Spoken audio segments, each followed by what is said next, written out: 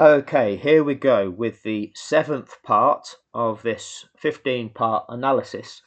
The driver's audios from Abu Dhabi 2021 from the time Nicholas Latifi crashed, demonstrating the audio between the driver and their race engineer and demonstrating that the rules were broken and that the race engineers, the teams, were complicit with those rules being broken. This video alone will be enough to smash all involved in a court of law. I guarantee you that. Now, but there'll be many people that will not sit through it. It's going to be over an hour. Okay, there's a lot to unpack, but if you don't have the attention span for it, unfortunately, there's very little I can do. But if you've got the attention span for it, and if you've got the ability to understand it, you will see the relevance of this video. Unfortunately, you can lead a donkey to water, but you can't make it drink. So if you're not willing to put the time in to develop your understanding, unfortunately, you're always going to be susceptible to being taken advantage of in this world, because that's what they did. That's what this sport did. That's what this show did. They defrauded the entire watching world with what they did, and then they lied to you. They used the media, those people on the television that you think are authentic. Those people were put in front of you to tell you lies to convince you of the fraud that made them billions. Understand that, because them same dynamics transfer to so many other things in life. And this is going to be the example that is going to wake the world up. It will wake the world up. Anyway, this is going to be the analysis of Alonso's audio. Now, I'm going to get into the track of view breakdown of it as I've done every other one, but just as a little taster, because people really don't understand certain things. I just want you to just listen to this. Okay, so we got Verstappen in P2 is about 4 cars behind you. Verstappen in P2 is 4 cars behind you.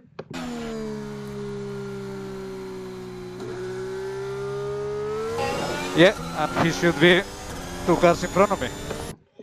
Verstappen should be 2 cars in front of me. Do you think you're in 4th place then, Fernando? Why should 2nd place be 2 places in front of you? What's going on there? I mean, let's cut back to this is the view. So that before Nicholas Latifi crashed, because Nicholas Latifi's here, he's duelling with Mick Schumacher at turn 13 in the choreographed little fight that they had. Alonso here is approaching turn 6, you know, the one where Max ran Lewis off track on the first lap. The lighter blue dot, ALO, that's Alonso approaching turn 6. So this is before, and he crashed. This is while the race is going on, right? Okay. Fernando, should Verstappen be 2 places ahead of you? Should he be 2 cars in front of you? If so, let me know what you think in the comment section. Otherwise, I'll tell you the reality of the situation at this time. Alonso, you've been lapped. There's 1 car in this race that has so far been fast enough to gain a lap on you. That would be Lewis Hamilton. Okay, he did that because he was fast, right? And therefore, he's that fast that he's gone all the way around the track and overtaken you. Max Verstappen hasn't done that. He might do it in a bit, but Lewis Hamilton is 12 seconds ahead of him. You can't just pick Max Verstappen up and place him in front of Lando Norris. Or it depends what you want to describe as being 2 cars ahead of you. You know, would you say that Norris is the 1st car ahead of you and then Hamilton's the 2nd? Where are you going to place Max within that order, Fernando? Let me know what you think in the comment section. But why should Max be 2 cars ahead of you? Because he's not lapped you, has he? He's not lapped you. So what? He doesn't have a right to be 2 cars ahead of you.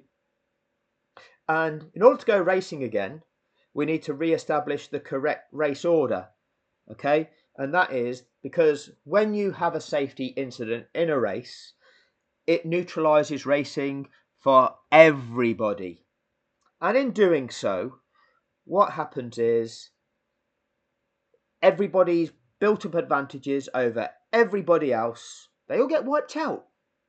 So if we're just in a race where the leader hasn't come around and started lapping the slower competitors, then all that happens is There's a safety incident. We need to put the safety car on track to deal with this, to slow everybody down, to bunch everybody up and give us a window of opportunity to be working on the track rather than have a car speeding by that scene every 5 to 10 seconds. So that's what we use the safety car for.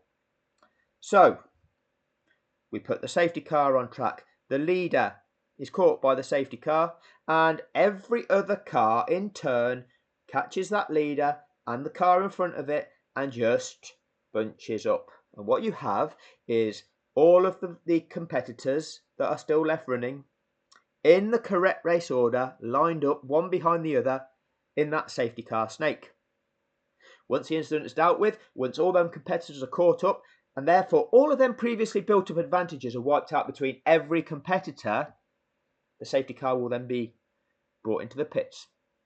It's safe and sporting fairness has been returned to all competitors. The reset condition has been applied to all competitors. Now we're good to go racing. That's how the safety car works.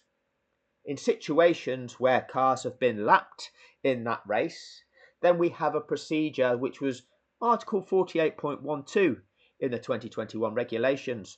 And that is, once the track is made safe, you carry out this procedure before you go racing again. That procedure is that any cars that have been lapped, which are eligible to do so, those ones that were lapped at the time of the incident or were lapped within that period of time before the safety car crossed the safety car line for the second time, you have to be waved past that leader in the safety car and be given a further lap of the track with which to catch the back of the pack. And you're to make every effort to try to catch the back of the pack. So what is achieved is a row of cars, first, second, third, fourth, fifth, sixth, in the correct race order, all down to the last running competitor. That has to be done. Then, and only then, can the safety car be withdrawn and the race resume. What it achieves is the same condition as when cars aren't lapped. That is, all of the previously built up advantages are wiped out, and therefore sporting fairness is restored to all competitors. If Max was 2 cars ahead of you, Fernando, that'd make you in 4th, wouldn't it? Where are you, Fernando? Oh, you're in 9th at the moment, Fernando. Yeah, Max isn't in 7th. You've just been told he's in 2nd. We're going to go through the audio. This is just a tiny example. Just a tiny example of all of the things that are wrong. It demonstrates that each of the teams are complicit with sport fixing. All of them are complicit with breaking the rules of the sport to engineer a last lap shootout, to contrive an ending to a sporting event. That's a fraud. That's a global fraud. For those of you that don't understand this, to those of you that have never seen my videos before, what you see on track here, at the point in time, or just about 5 seconds, 10 seconds on, you'll see a blue dot, Nicholas Latifi's dot, which is currently hidden by the white dot of Mick Schumacher at turn 13. That's going to come to a standstill. That's Nicholas Latifi's car crashing. At that moment in time, Lewis Hamilton, the leader, is here. Well, he's currently here at 8. He has lapped the orange dot of Lando Norris, who's currently in 8th position. But Lando Norris is still in a race with Pierre Gasly. Pierre Gasly's 7th. This is the grey dot of Gasly. He's less than 12 seconds up the road from Norris. Because of a crash, the safety car is deployed. Hamilton will get swept up by the safety car and everybody behind Hamilton will have to wait behind Hamilton. Pierre Gasly here, he doesn't. He carries on around that track and will eventually catch the back of that safety car snake. Now Norris is a lap behind Gasly, and you cannot allow a safety incident to cause that effect on a competitor in a race. Hence the mandatory procedure, the safety car regulation. Hence, you release Norris along with all of the other lapped cars that are eligible, and you afford them at least a further lap of the track with which to try and catch the back of that snake, which means Norris has the same chance then of racing Gasly as Verstappen does of Hamilton, as of Sainz does of Verstappen, as Bottas does to Sainz. It's the same for every competitor in that race. You cannot just separate out just two competitors in a multi-competitor event, select them out and go, just you two, we'll see if you two race off for the win and we'll see who wins out of you two. But that's what they did. And not only did they do that, they knew that one was significantly advantaged in doing that. That is race fixing. That's race fixing. Before we go any further, we need to ground this in context. These regulations had been in force since the beginning of the 2012 season. It was now the end of the 2021 season, the end of the 10th full season where these regulations had been in operation. Give me an example where you'd seen this so-called interpretation of the regulations before. 10 full seasons. I've got a video showing you how many safety car deployments. How many times those safety car deployments involve lapped cars? How many times did you see the safety car procedure being carried out this way? Not a single time. Not a single time. And yet on the one moment they do it like this, oh, this new interpretation that we've decided, it changes the outcome of both a race and a world championship. You couldn't make it up, could you? But it was just a mistake. It was just an error. No, it wasn't. And you're going to see exactly in these videos that it was not an error. And you're going to see that the media lied to you before it even happened. They lied to you to condition you that it was even possible to happen. And then, even the very next day, they're put in front of you to lie to you and pretend that it's all confusing. It's not. These are the bastards that you are encouraged to believe are telling you the truth. These are the ones that are put in front of you to lie to you. The 13th of December 2021, the very day after Abu Dhabi 2021. Sky Sports, F1, the sports expert, Martin Brundle. Tell us, Martin, tell us. Let's have a look, Martin. It was a hugely complex and compressed moment and it wasn't a hugely compressed and complex moment, because I'll talk you through it right now, Martin. Several regulations were tripping over themselves. Stop reading, Martin, stop reading. They weren't tripping over themselves, because I'll explain it all to you now. Ended up with a bit of a hybrid solution there. There is no such thing as a hybrid solution, Martin. Which is why the lawyers are getting involved in interpretation. Oh, lawyers, what does that mean? Oh, that means that we should all be wary of the lawyers, because we're scared of lawyers getting involved, because that means it's a legal matter. Don't you worry, little heads, because you won't be able to understand that. That's a lie. Law is quite simply the difference between right and wrong in the context of a given situation. Legal is when somebody is paid to try and construct you an argument to win. That can be a corrupt argument. Depends what that mercenary bastard lawyer chooses to do with his life. Whether he's got any integrity or not, or whether he'll take money to create a corrupt argument just so that you win. Bring that on, lawyers with legal arguments, because you won't defeat the truth. Of wording in the regulation. Nothing to do with wording, because regulations are grounded in context. If you suggest an invalid interpretation, because when you follow it through, that interpretation results in an outcome which is invalid, that means that proposed interpretation is invalid. And of course, the sporting regs are 99 pages and you need to read. We'll have a look at this in a minute. The sporting regs are 99 pages. Every single word carefully. It's like a legal document. And the sporting code, which backs everything up, is, that sort of... How big, Martin? Is he bragging again now? How big is it again? Document. And the sporting code, which backs everything up, is, that... The sporting code is that big, okay? That's quite big, Martin. Let's have a look at the sporting code. Let's have a look. Here it is. What does that say? Page 1 of 80. How big is your text? Martin Brundle, your font size. That sporting code that you're referring to as being how big? That big, right? That big there. Nearly as big as mine, that is. That sporting code, right, is 80 pages long, right? 80 pages long, half of which is written in French. So the reality is it'd be about 40 pages long. But your 40-page book is that thick. That is, you must struggle with your eyesight, Martin. Must struggle with your eyesight. Let's have a read. Let's just ground this in context, because Alonso here is Alonso's an experienced driver, so he'd have read this a long time ago. This is just the index, the contents. This is just telling you where to look on which page for the various different things.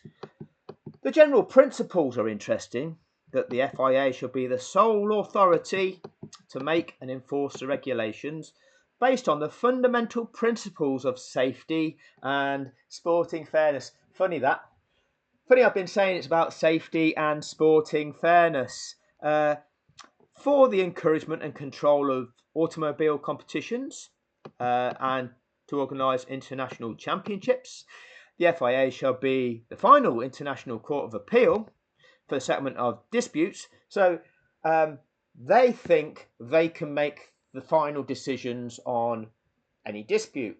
Well, yeah, if it involves motorsport, but if it involves fraud, you're not the people that are going to make the final decision on whether you've committed fraud or not. No, that's going to be the law enforcement agencies.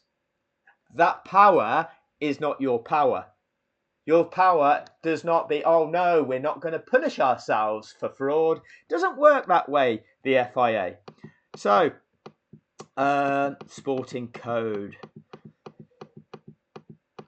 It will never, 1.2.3, right? So, well, actually 1.2.1, so that the above powers may be exercised in a fair and equitable manner. The FIA has drawn up the International Sporting Code, which includes all appendices thereto. The purpose of the code is to regulate, encourage and facilitate motorsport. It will never be enforced so as to prevent or impede a competition or the participation of a competitor, save where the FIA concludes that this is necessary for the safe, fair or orderly conduct of motorsport. So you cannot use the rules and regulations to impede a competition or participation of a competitor. Did you allow Lando Norris to challenge Pierre Gasly in that race when that race got restarted? Did you allow Carlos Sainz to challenge Max Verstappen for second position in that race? Oh no, you left two lapped cars in between Carlos Sainz and Max Verstappen. You didn't give him that fair chance, did he? That's just the start of it. But you need to read every page of it, Martin, because how thick was it again? It's that thick, and you need to read every page. Well, you don't just get your answers within the first page, do you, Martin? No. That first page is enough. And they're not tripping. That doesn't trip over anything, does it? That's quite clear. And here are the regulations. 8th of December 2021, 13th issue in that 2021 season. Again, we've got a contents page. And then it tells us a little bit here, the regulations. It's the final text of these regulations shall be in English, okay, so that everybody understands. And these sporting regulations apply to the whole calendar year. There's no such thing as a shootout. There's no such thing as a separate event at the end of the championship season, which is completely different to everything that's gone before it. No, these sporting regulations apply to every Grand Prix staged throughout the season. The general undertakings are that all drivers, competitors and officials participating in the championship undertake on behalf of themselves, their employees, agents and suppliers, so this is the teams and the drivers, to observe all the provisions as supplemented or amended of the International Sporting Code. The one that I've just given you the first readout of the page, this one here. So all the drivers and all the competitors and all the race managers, the FIA, they've all got to undertake this. That they'll never enforce the regulations so as to prevent or impede a competition or the participation of a competitor. All teams sign up to that. All drivers sign up to that. Fernando Alonso should be familiar with this. He's the longest serving driver in the sport. Oh, nobody knows. It was all confusing apparently to Martin Brundle. It was a hybrid solution where everything was tripping over itself. There you go. There you go. So, what else have we got to look at? The championship and each of its events is governed by the FIA in accordance with the regulations. There you go. General conditions. It's a competitor's responsibility to ensure that all persons concerned by his entry observe all the requirements of the regulations. So, every team, every driver is bound by the regulations. It's their responsibility to understand the regulations, and it's their responsibility to ensure that those regulations, they abide by them, and they need to oppose them if they aren't applied correctly. Let's go down to the 15.3 because everybody thinks they knows about the 15.3, and we'll take you through the 15.3 because this is all relevant because Alonso here and his audio doesn't comply with the regulations. And people think they know the regulations because Brundle's lied to them about the regulations, and they've seen plenty of bullshit on YouTube about the regulations, and it's all a lie. And there's simple context to the regulations. As soon as you understand context, you'll realise it's a lie. 15.3. Let's read through the 15.3. The clerk of the course shall work in permanent consultation with the race director. When do you use the clerk of the course? Well, he's the guy that is responsible for ensuring track safety. Okay, there we go. At least you know his role now. The race director shall have overriding authority in the following matters, and the clerk of the course may give orders in respect of them only with his express agreement. So, what you have is you have a man that is responsible for the racetrack and the environment in and around that racetrack. You have the race director, though, that not only needs to consider the safety of the track and the racing environment, but also apply the sporting regulations to that race to come to make sure safety and sporting fairness. Do you remember what it says here? And again, these regulations are underpinned by the sporting code. Okay, and we can just go back up here just to remind the ones that might have forgot them already. Here we go. The FIA shall be the sole international sporting authority entitled to make and enforce regulations based on the fundamental principles of safety and sporting fairness. So, yeah, that's why we have safety, the man in charge of the safety of the track, and declaring that, yes, I'm responsible for the safety of the track, and I'm signing this track back off to the race director saying it's now good to go. That's the clerk of the course. Now we have a race director that's like, okay, we've dealt with the safety. I need to deal with the sporting fairness to this, make sure all conditions are met, and now we can resume racing. That's his role. So, he's in charge of, the control of practice, sprint qualifying sessions and race, adherence to timetable, and if he deems it necessary, the making of any proposal to the stewards to modify the timetable in accordance with the code or sporting regulations. So he oversees the event and the management of the event. The stopping of any car in accordance with the code or sporting regulations. So if the race director sees a competitor that he needs to stop from participating, then that is what he's responsible to do. Okay, if he's overseeing an event and he sees a competitor that he needs to stop, whether that be on the grounds of safety or the fact that they have breached the regulations and he needs to stop them. That's his responsibility.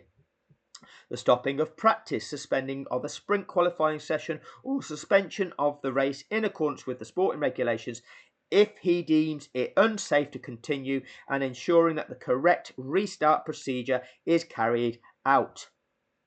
Yeah, so it's in accordance with regulations if he deems it unsafe, and ensuring the correct restart procedure is carried out.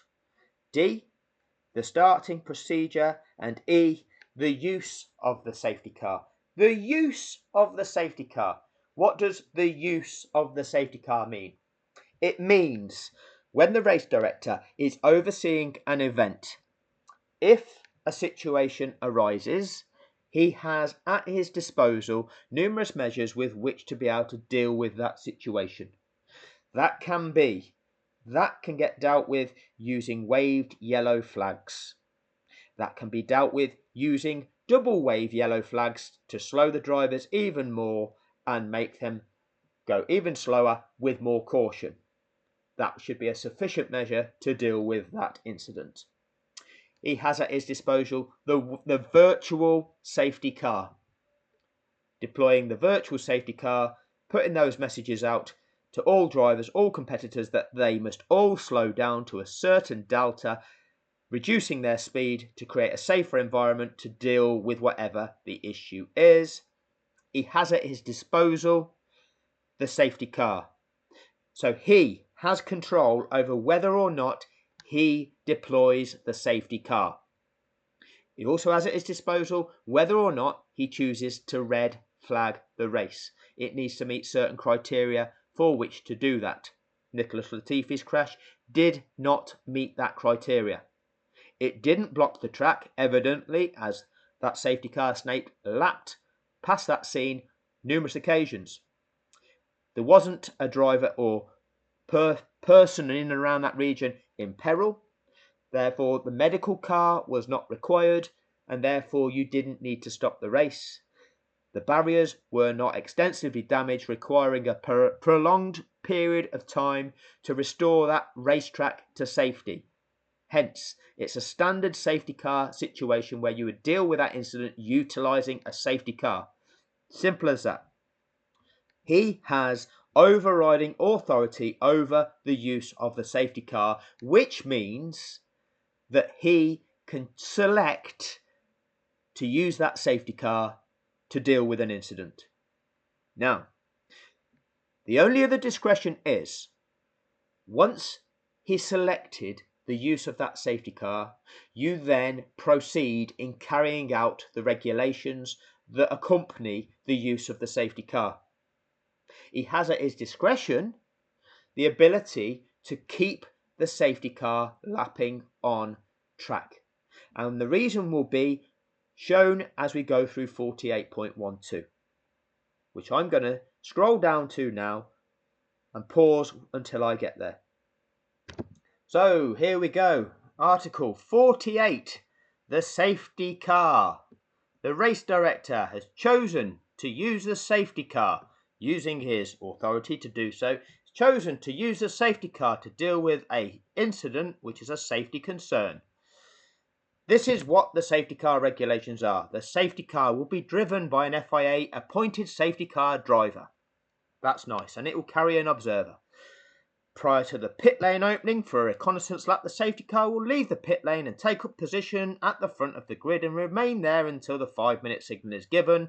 At this point, it will cover a whole lap of the circuit and take up position at the back, won't it? The safety car may be brought into operation to neutralise, that word, neutralise, a sprint qualifying session or a race upon the order of the clerk of the course. So if there's an incident that needs to make the track safe, the clerk of the course can deploy the safety car. Okay. It will be used only if competitors or officials are in immediate physical danger on or near the track, but the circumstances are not such to necessitate suspending sprint qualifying session or race. So the circumstances were not that the race needed to be suspended, i.e. stopped using a red flag, it was fine that this incident could be dealt with by using a safety car. That is what we commonly see. That was standard practice for what we were seeing. So we'll scroll this down. 48.4. See, it's not rocket science. You know, they're not highly complex, technical, hybrid rules that only a lawyer can understand, Martin. Because if I can explain this to a global population and the global population can understand it, why can't you, as the so-called expert / professor of the sport, do that, Martin? Oh, that's because you're paid to lie to people. You're paid by Liberty Media to lie to the world, and that made them $4.8 billion. That's what's happening here, Martin. And nobody else calls it out because the owners of Liberty Media, who are ultimately the likes of BlackRock and Vanguard, massive investment banking machines in the US, well, they own all the media as well. So they own Liberty Media, ultimately, or got massive shareholdings in it. That made them, or they made them a share of that 4.8 billion. So their wealth increased as a result of that. They also own the media. So they're not going to allow the media to call out something that's a fraud, which is going to cause the collapse in value of something that they've gained, are they? They control the narrative of everything that's going on in this world. And the sooner everybody starts understanding stuff like that, the sooner you'll start waking up in this world. Maybe a step too far for some in this video, but that's the underlying dynamic. Back to the regulations. You know, these highly compressed, technical. You wouldn't understand because you're not a lawyer. Anyway, let's see if we can understand them. When the order is given to deploy the safety car, the message, safety car deployed, will be sent to all competitors via the official messaging system. All FIA light panels will display SC, all marshal posts will display wave yellow flags and SC boards for the duration of the intervention. 48.5. No car may be driven unnecessarily slowly, erratically, or in a manner which could be deemed potentially dangerous to other drivers or any other person at any time whilst a safety car is deployed. This will apply whether any such car being driven on the track, the pit entry, or the pit lane. The safety car will join the track with its orange lights illuminated and will do so regardless of where the leader is. 48.7, I'll just scroll this so that the whole thing is into view. I'll put it to the top. 48.7 now. All competing cars must reduce speed and form up in line behind the safety car, no more than 10 car lengths apart, in order to ensure that the drivers reduce speed sufficiently from the time at which all competitors have been sent the safety car deployed message via the official messaging system until the time that each car crosses the first safety car line for the second time. Drivers must stay above the minimum time set by the FIA ECU at least once in each marshalling sector and at both the first and second safety car lines. A marshalling sector is defined as a section of track between each of the FIA light panels. All that means is when that safety car is deployed, the message, and it comes up on the driver's dash, safety car, right, you've now got to drive to a delta, you've got to reduce your speed and stay to this predetermined maximum speed or maximum time of arrival to every particular stage around that track. Here we go. The stewards, and that at the end part of that, the stewards may impose either penalties or any driver who fails to favour it, as well, it's basically saying if you don't do that, you'll get a penalty. 48.8. With the exception of the cases listed under A to H below, no driver may overtake another car on the track, including the safety car, until he passes the line for the first time after the safety car has returned to the pits. So until that safety car is withdrawn and returned to the pits, no car may pass another car on the track. There you go. Max Verstappen, did your nose go ahead of Lewis Hamilton's in Abu Dhabi 2021? Yeah, it did. We didn't need to ask Red Bull what they thought about that. You can just look at the video evidence of it actually happening. That is what determines it. It's not an opinion-based thing. It's binary. It either did or it didn't based on the evidence of it happening. We didn't need to have an explanation. It's did that happen or did it not happen? No excuses. It either happened or it didn't. And it happened. Penalty. Exceptions if a driver is signalled to do so from the safety car. No. Under articles, no, it doesn't. When entering the pits, a driver may pass another car remaining on track. So basically, you can gain or lose places when going through the pit lane. That's one of those that's one of the things that all teams know about the safety car. When leaving the pits, a driver may overtake or be overtaken by another car on the track. Okay, so you're confined to the safety car delta speed whilst you are on the track. When you are using the pit lane entry lane or exit lane, when you're not having to reduce that speed to the maximum pit lane limiter speed, the bits where you can knock the limiter off, you can go as fast as you like there. And if you happen to jump the cars around about that place on the track, well done you. That's not illegal. When the safety car is returned to the pits, it may be overtaken by cars on track once it has reached the first safety car line. Okay.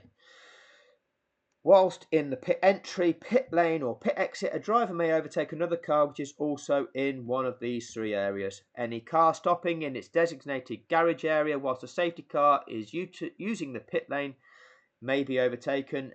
So that's if they're lapping the cars through the pit lane and a car stops off at its garage for a change of tyres, all the other cars stream on by. That's all that means.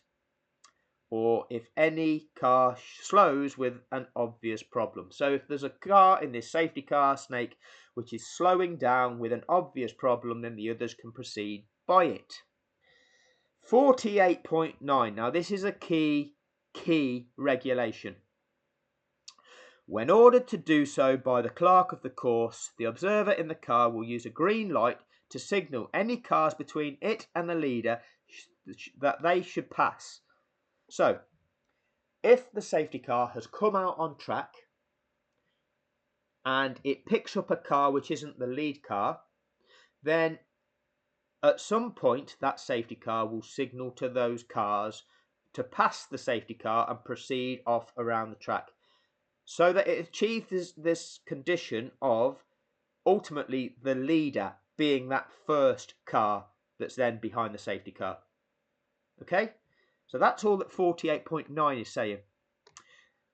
These cars will continue at reduced speed and without overtaking until they reach the line of cars behind the safety car. So what does that say you?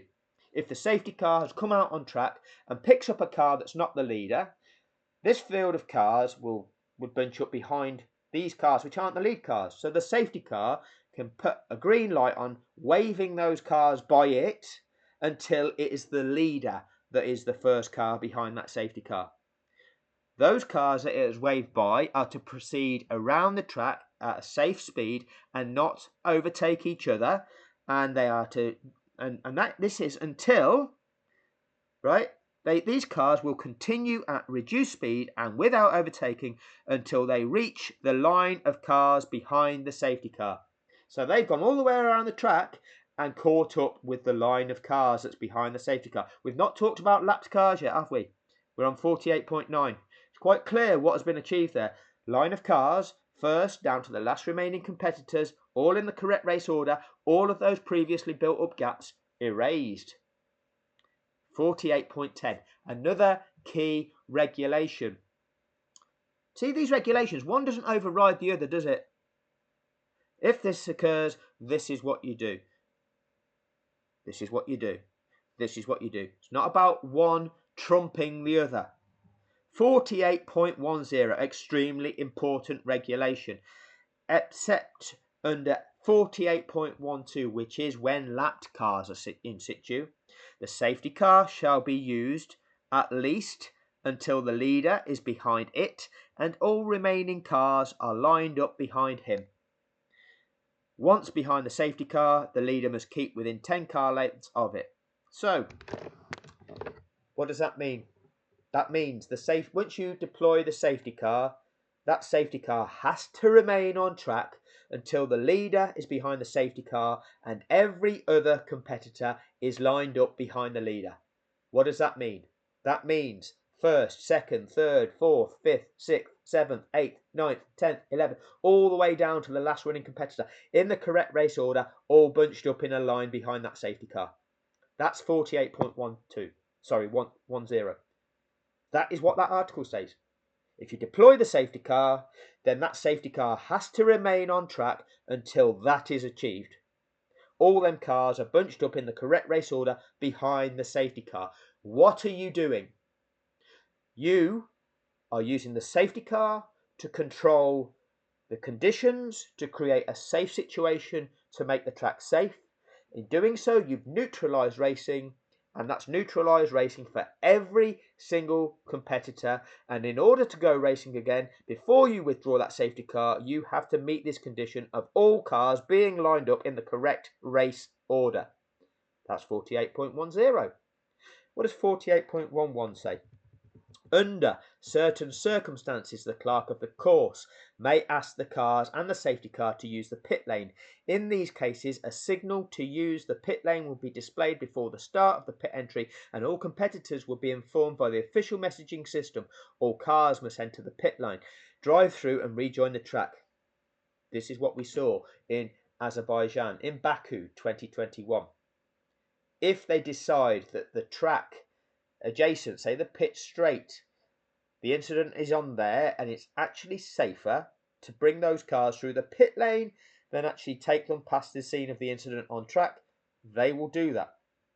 That's all that means. That's all that means.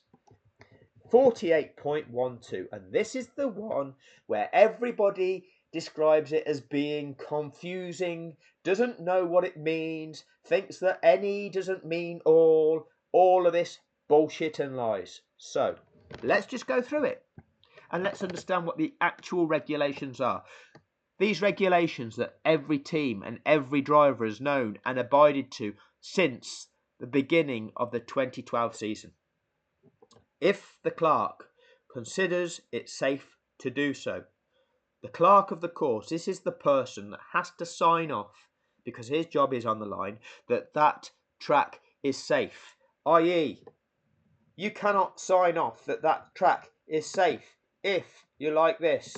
Let's have a look here. If there's a car on track, it's not safe. If there's a car on track with a fire extinguisher, it's not safe. If there's a crane dragging the car off the track, it's not safe. If there are marshals on track in orange overalls, it's not safe.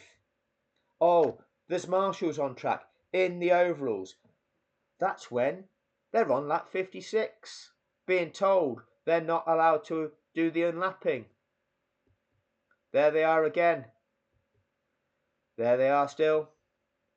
And they're actually still there at 1:36.01. You can't see them because the resolution on this picture's not great. But the clerk of the course, no, he can't declare that track's safe. Let's go back to that one. That's the end of lap 56. He can't declare the track safe. So you cannot begin this procedure until he can declare the track safe. This is the end of lap 56. This is him coming by turn 14. There's only 15 and 16 to go, and he's still not in a position to declare that track safe. Let's go back to the regulations. Wrong button.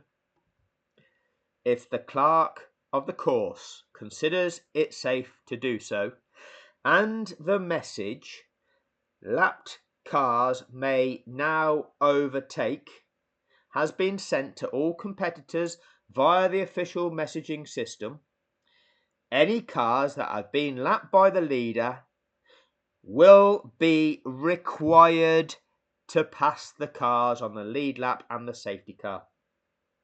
So that means once that clerk of the course the individual responsible for declaring that this track is now safe to go racing. I'm making that declaration that it's safe to go racing. Now, we have to do this. We have to give the message to all of the drivers that lapped cars may now overtake. All drivers need to know that, because the drivers that aren't lapped, they need to be made aware that the lapped cars will now be passing them. Meaning, stop weaving, stop trying to weave to warm them tyres up, because there's going to be cars that are going to try and pass you, and they don't need you weaving whilst they're trying to pass you. Hence, that message needs to be given to every competitor. And obviously the competitors which have been lapped, they need to be made aware that they are now to pass the cars that are ahead of them, pass the leader, pass the safety car. So that message needs to go to all competitors. Which means, once that lapped cars may now overtake has been sent to all competitors via the official messaging system, any cars that have been lapped by the leader will be required to pass the cars on the lead lap and the safety car. The use of the word any in the 2021 regulations is correct terminology. The reason why it's any who qualify to do so. And the qualifying criteria is actually listed here. This will only apply to cars that were lapped at the time they crossed the line at the end of the lap, which they crossed the line, crossed the first safety car line for the second time after the safety car was deployed. As I explained earlier, it only applies, you're only eligible to unlap if you were lapped at the time you crossed the line at the end of the lap, during which they crossed the first safety car line for the second time after the safety car was deployed. If you get yourself lapped late in that safety car window, okay, if you foolishly or actually unfortunately have to pit late into that window after everybody's crossed that safety car line for the second time, and you suffer something that makes you have to pit, and whilst you're in the pits that safety car snake goes by you and you come out of the pits putting you a lap down, you are not eligible to unlap. Hence, that defines the eligibility criteria for being allowed, right, or required. Required is the term used to unlap. It's required to afford that sporting fairness to you, because prior to this incident, you were still in a race. During this incident, you have now lost time during this incident. Therefore, you're not eligible to get that time back. Okay? Whatever has occurred that has made you pit then, well, unlucky. Okay? That has happened. And if that has now put you a lap down, unlucky. That's the way it works. So, these cars that have been released, having overtaken the cars on the lead lap and the safety car, these cars should then proceed around the track at an appropriate speed. Remember, they weren't racing as soon as they were released. You can start racing and overtake each other straight after. And it's ending, wow! And then off goes Norris down to Vettel, and as soon as they cross the line, they start racing. That's not allowed to happen. Because having overtaken the cars on the lead lap, the safety car, these cars should then proceed around the track at an appropriate speed without overtaking, and make every effort to take up position at the back of the line of cars behind the safety car.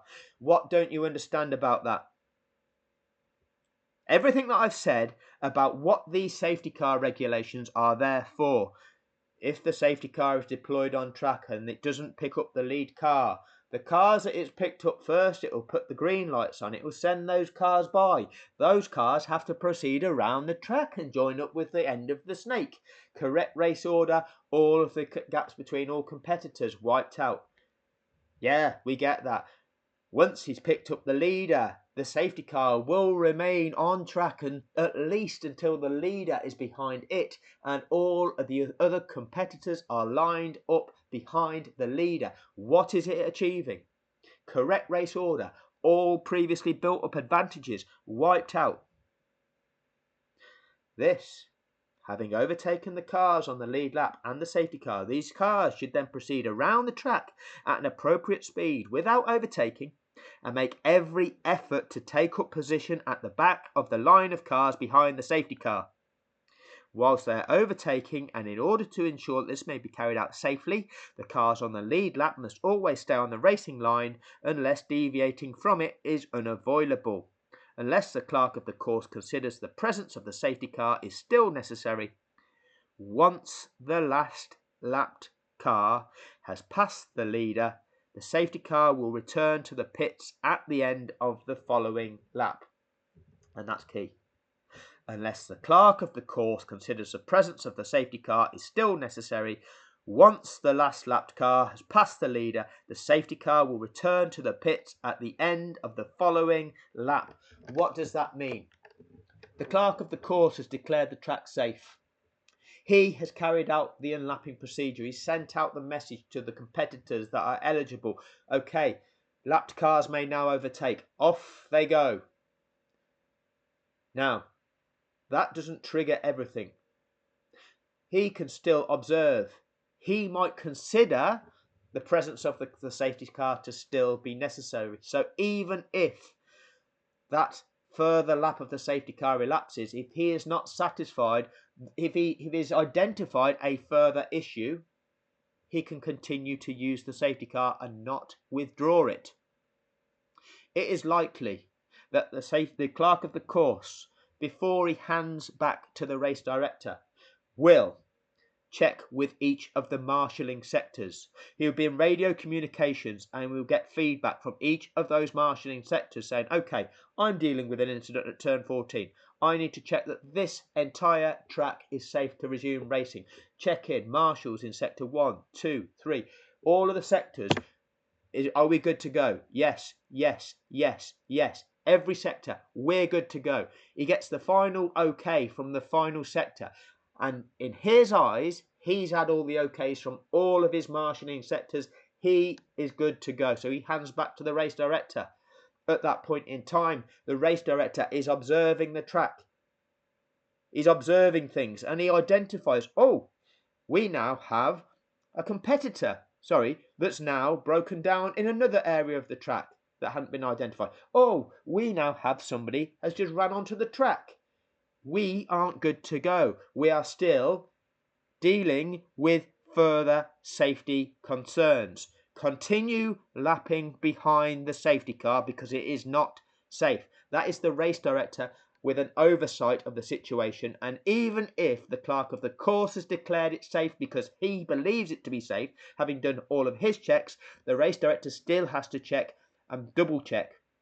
And if the race director sees something that he's not happy with, he can keep the safety car continuing to lap to deal whatever safety concern he has. That is the race director's overriding authority over the use of the safety car.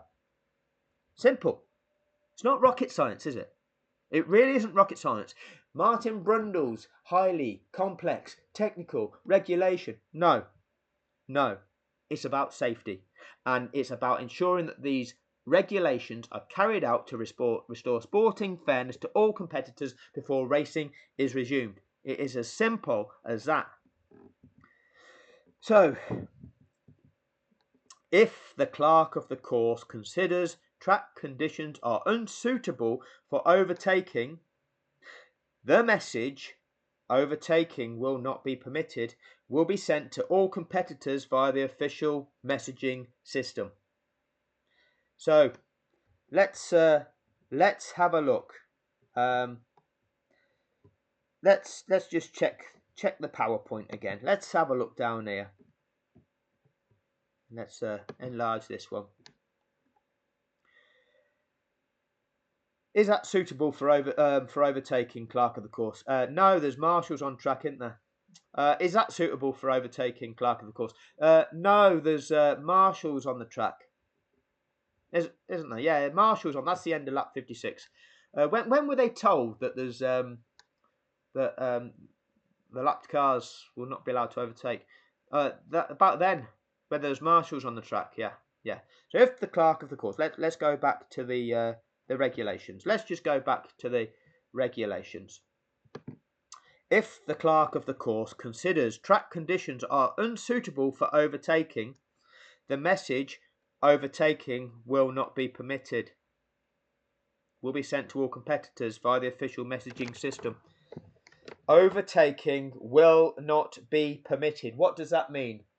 That means overtaking will not be permitted. Does everybody in that race understand what that means?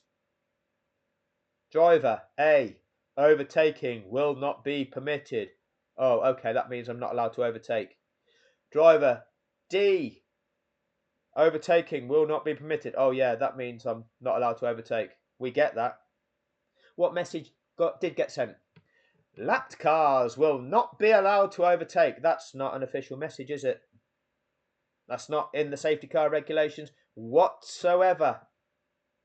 They made that up in Abu Dhabi to lie to you.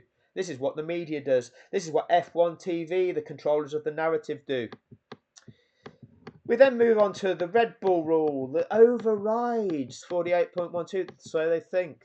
When the clerk of the course decides it is safe to call in the safety car, the message "safety car in this lap" will be sent to all competitors via the official messaging system, and the car's orange lights will be extinguished. This will be the signal to competitors and drivers that it will be entering the pit lane at the end of that lap. At this point, the first car in the line behind the safety car may dictate the pace and, if necessary, fall more than 10 car lengths behind it. In order to avoid the likelihood of accidents before the safety car returns to the pits, from the point in which the lights on the car are turned out, drivers must proceed at a pace which involves no erratic acceleration or braking, nor any other manoeuvre which is likely to endanger other drivers or impede the restart. As the safety car is approaching the pit entry, the SC boards will be withdrawn, and other than the last lap of the sprint qualifying session or race, as the leader approaches the line, the yellow flags will be withdrawn, and a green flag and or green light panels will be displayed at the line. Each lap completed while the safety car is deployed will be counted as a racing lap, effectively. If the safety car is still deployed at the beginning of the last lap or is deployed during the last lap, it will enter the pit lane at the end of that lap, and the cars will take the end of the race signal as a normal without overtaking. Safety car finished. And then we move on to the virtual safety car regulations. Let's just go back to the 48.13. Let's go back to that. When the clerk of the course decides it's safe to call a safety car in, the message "safety car in this lap" will be sent to all competitors. Red Bull think, oh, once you've given that, it has to come in. No, it doesn't work like that, Red Bull. The clerk of the course may have given that order, "safety car in this lap." Oh, just as he says that, somebody has spun and hit the barriers. Oh, was that Roman Grosjean? Baku, a couple of seasons ago, during a safety car period. Oh, no, but he said safety car in now. Safety car's got to come in. No, you've still got a hazard on track. Oh, but he said safety car in, so that overrides everything and we go racing. No, it doesn't work like that, Red Bull. Doesn't work like that, Red Bull. The clerk of the course may have put out that message "safety car in", but it's the race director's responsibility to oversee safety and sporting fairness. So, the global overview of the situation. Oh, no, despite you saying the safety car should now be withdrawn, there is now another requirement for it. So therefore, no, that doesn't mean that the safety car has to come in and we have to go racing. It means I override that. I'm using my discretion as race director, the 15.3, to say no. We continue using the safety car until things are made safe. Hence, the race director has overriding authority over the use of the safety car. Let me know what you think in the comments section, all you prospective corrupt lawyers. Now, I am going to get to Alonso's audio, and I know I'll have already lost a lot, but if I've lost you, well, sadly, like I said at the start, if you're not willing to learn, that's your failing. If you're not willing to have your perspective changed by it being revealed to you what is actually true, if you just eat the shit that you are fed by Sky Sports F1, Unfortunately, this is the world that they want it to be. Those people that are making the money, they want you to be dumb. They want you to be thick. They don't want you to be informed. They don't want you to be educated. That way, they can get away with making money out of you, by lying to you, by acting corruptly, by not abiding with laws, and nothing will get done about it because most people are oblivious to it. They don't even understand it. So it's in your interest to educate yourself. Here is another element that nobody touches on. The Alpine team, 5th in the Constructors' Championship going into Abu Dhabi 2021, 149 points. Behind them in 6th position is the AlphaTauri team on 120, 29 points behind them. 29 points behind them. Now, in that safety car situation, what was that situation? Let's have a look.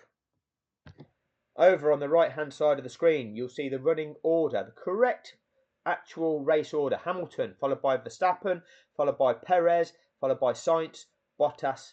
Then we have these AlphaTauris of Tsunoda and Gasly, and then you've got Norris, Alonso and Ocon. So at this stage, Alonso is in 9th, Ocon is in 10th. 2 points for Alonso, 1 point for Ocon, plus 3 points for the Alpine team. Tsunoda in 6th, well that's 8 points for 6th, and Gasly is in 7th, that's 6 points for Gasly, 14 points. AlphaTauri have gained 11 points. That's not going to catch them up with Alpine in the Constructors' Championship. Now, what unfolded? Perez retired. That bumped everybody up a place. So we now have Tsunoda in 5th, Gasly in 6th, Alonso in 8th, Ocon in 9th. What has that done to the points? Well, 5th, you get 10 points, and 6th, you get 18 points, to Alonso's 4 and Ocon's 2. So the 4 and 2 make 6. And what have we got for Tsunoda and Gasly? 10 and 8 make 18. 12 points AlphaTauri have gained on them. Still not enough. If we restart this race, what happens if the AlphaTauris are now on fresh soft compound tyres and can make places up? Which they did. They both overtook Bottas. What happens if Verstappen tries a late lunge on Hamilton and end up taking both cars out in a collision? Both cars are out of the race. Perez has retired. Sainz is now the winner. Tsunoda and Gasly have overtaken Bottas, which means we've got a double podium for the AlphaTauri team. 2nd and 3rd for AlphaTauri. You couldn't make it up, could you? It's possible. And we've already seen Norris with a supposed slow puncture in this race. What if Alonso now has got a puncture? His tyres exploded. He's out of the race. What if Daniel Ricciardo? Oh no, Daniel Ricciardo, he was left a lap behind, wasn't he? But you didn't know that. You didn't know that that was going to happen, did you? Or did you? Ricciardo on the fresh, soft tyres. Charles Leclerc on the medium tyres, which had only done 16 laps when Latifi crashed, compared to Ocon's 36 lap-old hard tyres. So you'd think Leclerc has the chance of beating Ocon.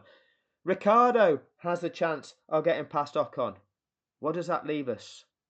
This leaves us Tsunoda, 2nd place, 18 points.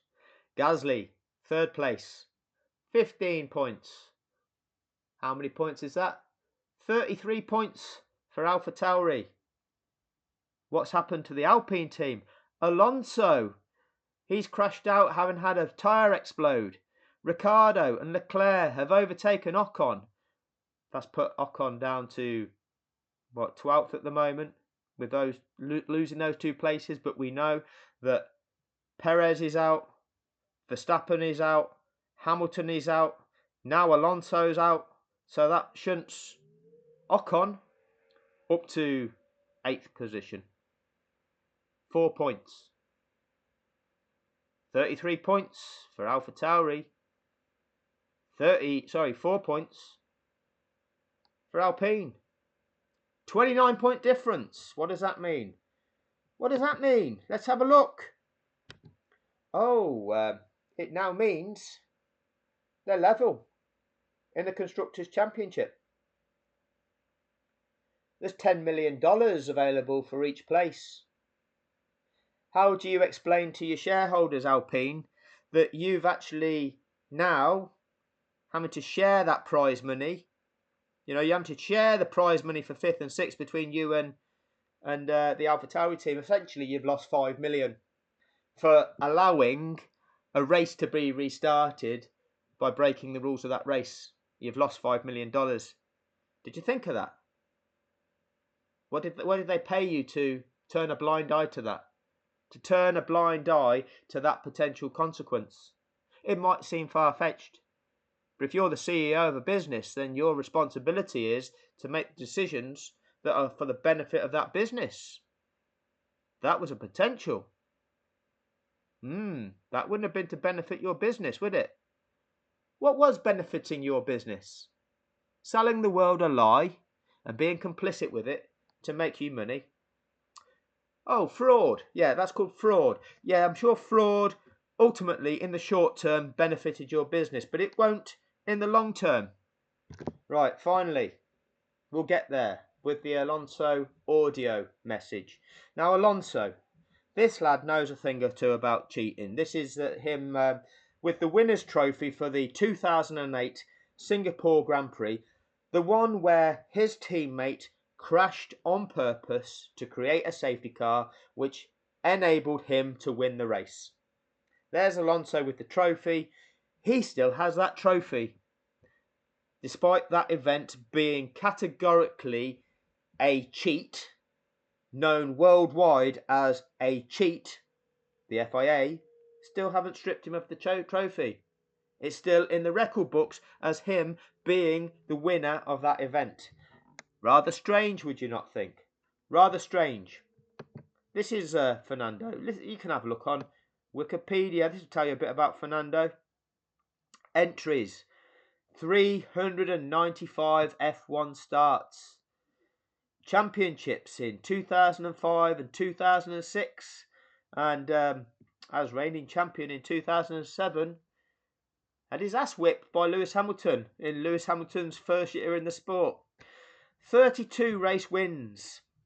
Last win at the 2013 Spanish Grand Prix. Hang on, it's 2024 now. Has he still got a job? Is he still earning $20 million or £20 million a year, having not won a single thing for 11 years? Sign me up. Sign me up. But let's go through the audio. So, as I've done with every other one of these analysis, we begin the footage at 1:28:20. This is the state of play on tracker view. Alonso is approaching turn 6 behind Norris. He has been lapped. He's currently in, what position is he? 9th position. Because Perez is still running at the moment. 9th position. Hasn't been lapped by Verstappen. Second place in this race has not been fast enough to start lapping 10th and 9th yet. Second place has only lapped 11th position at the moment. You'll see at turn 13 the white dot, Schumacher. Behind that is Latifi that's going to come to a standstill. You'll hear Alonso say, oh, he should be 2 cars ahead of me. Why should Verstappen be 2 cars ahead of you? Why should he be 2? He's not earned the right to be 2 cars ahead of you because he's not lapped you. Before we go racing, we have to sort out the order. That is not jumping him 2 cars ahead of you.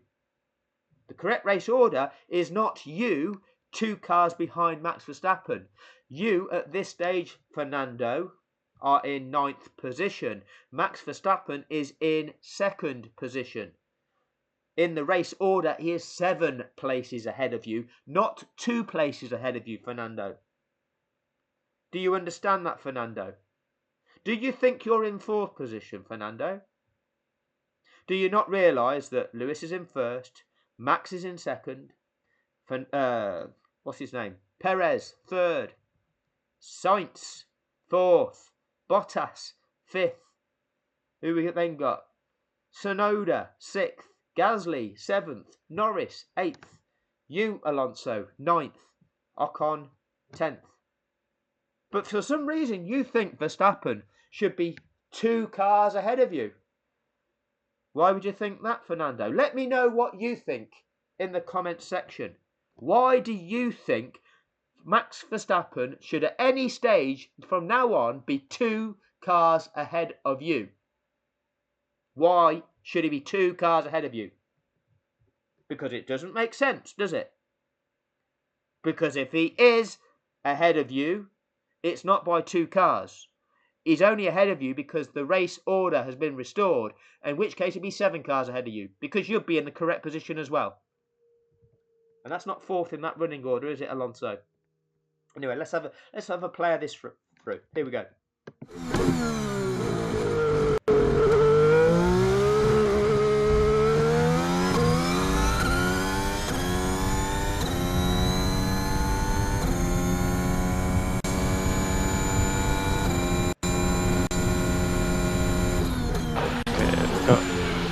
Safety car window is closed, got a double yellow after turn 4.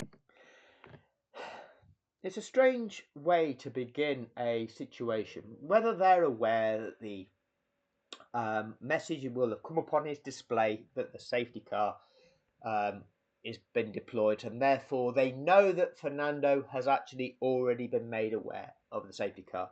But by leading safety car window closed, I'm toying with the idea of what that's about. It might be that they've already made the assumption Fernando knows that the safety car has been deployed, so we're just going to say straight away, right, safety car window is closed, we're not going to pit you. Okay? But if it's a strange assumption to make, really, because really I think the first announcement should be, okay, safety car deployed, safety car window closed. Or were you expecting the safety car to be deployed around this stage of the race? Makes me wonder. Team Latifi crashed it. Okay, safety car. And we're staying out. We're staying out because if we pit now, then if the cars behind us stay out on track, we lose positions. We'll lose place from our current 9th position to Ocon, Ricciardo, Leclerc, Vettel, maybe even Stroll. Let's hang on to the points that we've got. Yes, that's important, isn't it? It takes, on average, 5.5 laps for this sort of incident to be dealt with before racing can resume. There were only 5.4 laps remaining when Nicholas Latifi crashed for the leader, Hamilton. It's highly likely this is going to be a safety car finish.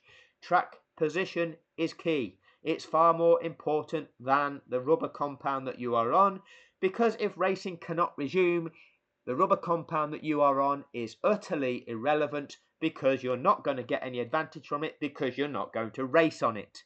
All you need to do is ensure you get to the end of that race behind the safety car. And as long as your tyres are good enough to do that, you get the points for the position that you are in at this stage. Okay,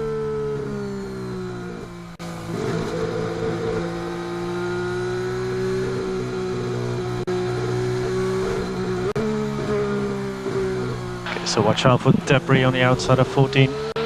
So Alonso, for the very first time, is passing Latifi. The incident, should I say. Let's have a look what that looks like. So we go out of this video screen, we go into the PowerPoint. Let me just press this one, get that out of the way. Go into the PowerPoint, which doesn't want to come up. Let me just pause. I've got it. So timestamp 1:29:07. This is Alonso's car cam, and that's what he sees. He sees Nicholas Latifi's car by the barrier. That is what Alonso sees coming by that incident now. Note what's on the track ahead of Alonso. Nothing other than Latifi's car on the right hand side. There's not any other cars. There's not the safety car. This is the first time he passes that incident. We'll go back to here and we'll continue having a look. So this is Alonso, this first blue dot by the Latifi car. Nothing ahead of him up to turn 15. What does Alonso say? Okay,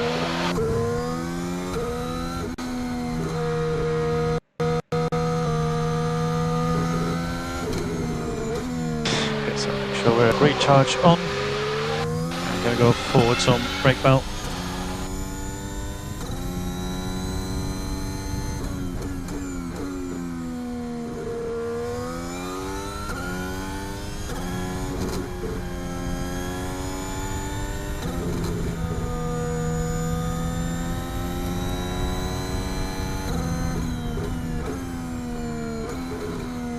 Got 5 laps remaining, including this one.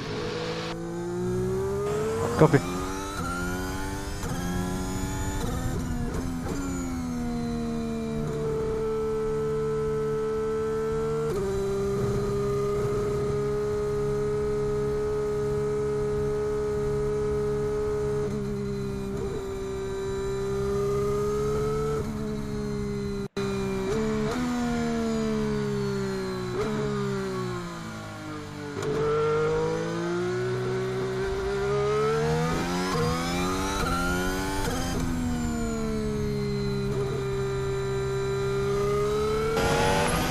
I think we need to unlap ourselves.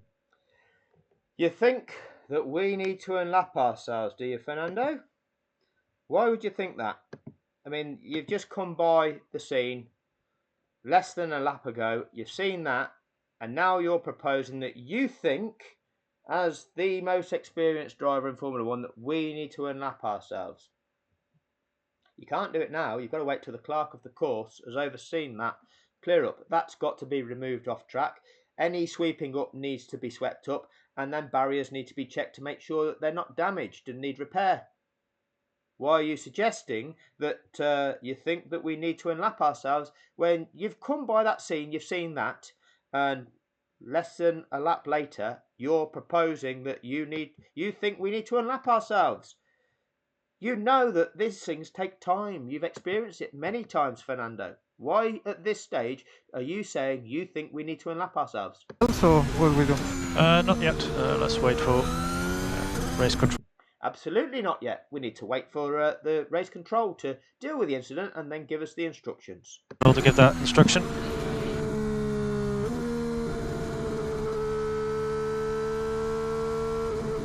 But you're absolutely right, Fernando. You know that you're a lapped car, and you know that before we can go racing again, the unlapping procedure will be required to be carried out, because that's a mandatory procedure and has been since the beginning of the 2012 season. Absolutely right, Fernando. Well done, you.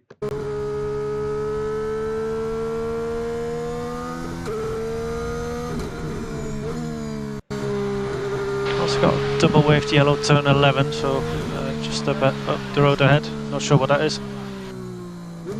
So, race engineer can see what's going on track. Oh, they have the cameras to know what's going on in and around there. They can see what's going on. Sky Sports can't. Is there a vehicle on track? Getting that car out of the way. Can't see. Tells Brundle and Crofty. Funny that they can't see, but we can't see either, because F1 TV, the creators of what we get to see, using their editing powers, they didn't show us. They kept us guessing. They kept us on the edge of our seats, showing us replay and the pits and cars weaving down the straight, and having Brundle and Crofty lying to us about the rules of the sport, telling us the regulations aren't the regulations on a wet day in Belgium, and it's not mandatory, I don't think, that you have to overtake the lead. It's all lies. And if they let them through, how long will they wait? All lies. We've just been through the regulations.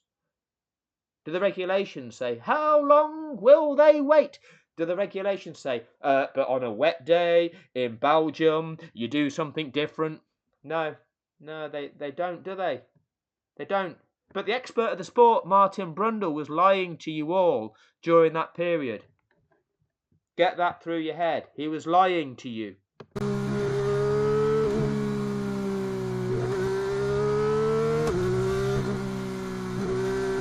still the double waved yellow, turn 14 as well.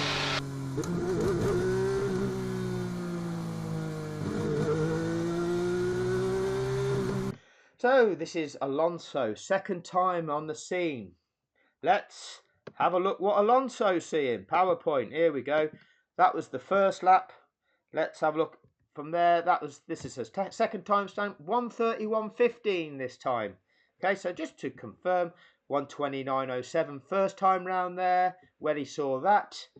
1:31.15 second time round there, when he sees that. What's ahead of Alonso now? Well, there's a car. Who's he caught? He's caught Norris. Norris, who'd had that mystery slow puncture, come out behind Ocon, overtaken Alonso, disappeared off around the track because he was whooping him. Who's ahead of Norris? Oh, that's Hamilton. And this thing here with the flashing lights, that's the safety car. Nicholas Latifi's car still there. And all this smoke is the fire extinguisher smoke.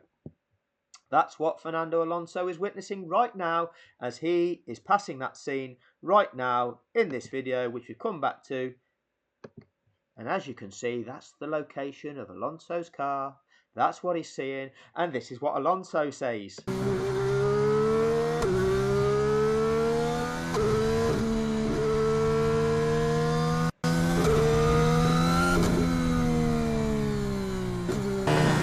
Yeah, we should unlap and get the job done. Understood, Alonso. We should unlap and get this job done. What did you just see, Fernando? What did you just see, Fernando? You just saw. Let's just remind ourselves. You just saw that, and within seconds, you're saying yes. We should unlap and get this job done. What is this job, Fernando? What's in it for you? Are you desperate to finish higher in the championship, Fernando? Is that the problem? You know, maybe you're thinking that you're going to finish higher in the championship and you're desperate to resume racing. To get this job done. What job? Gary Connolly, by the way, he's a corrupt steward, one of the corrupt four from Abu Dhabi. Let's have a look where Fernando is in the championship so he can get the job done. Oh, he's there in 10th. And he's 23 points behind Gasly. But he wants to get the job done. What job do you want to get done, Fernando? You've got Esteban, your teammate, 5 points behind you. Behind him, Sebastian Vettel on 43. He's not going to catch you. What job are you urging to get done, Fernando? I don't know what the job is. You've just passed that there, and you're urging an unlapping procedure where it's not safe to do so, and you want a job to be done.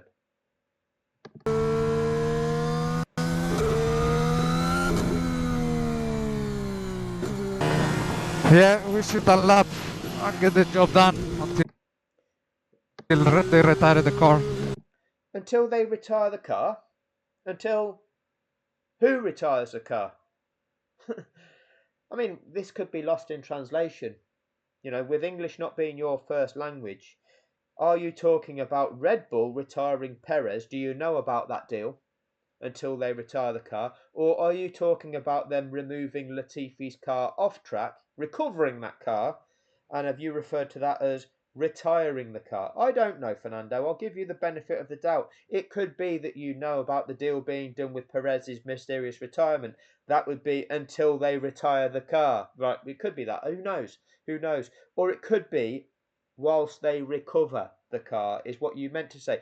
You can't do that, Fernando. You're not the clerk of the course. It's not on your head, the safety of every competitor, to make sure that that track is safe before you hand it back to race control to then begin the unlapping procedure. You should know that, Fernando. It's not your call. Why are you desperate to unlap? You're desperate to unlap because you know there's a job that needs doing. What is that job that needs doing, Fernando? Oh, the racing finish that we've all sat down in a meeting and agreed to. Is that the job you're talking about, Fernando? Let's play it on. Let's see if that's the job that he's talking about.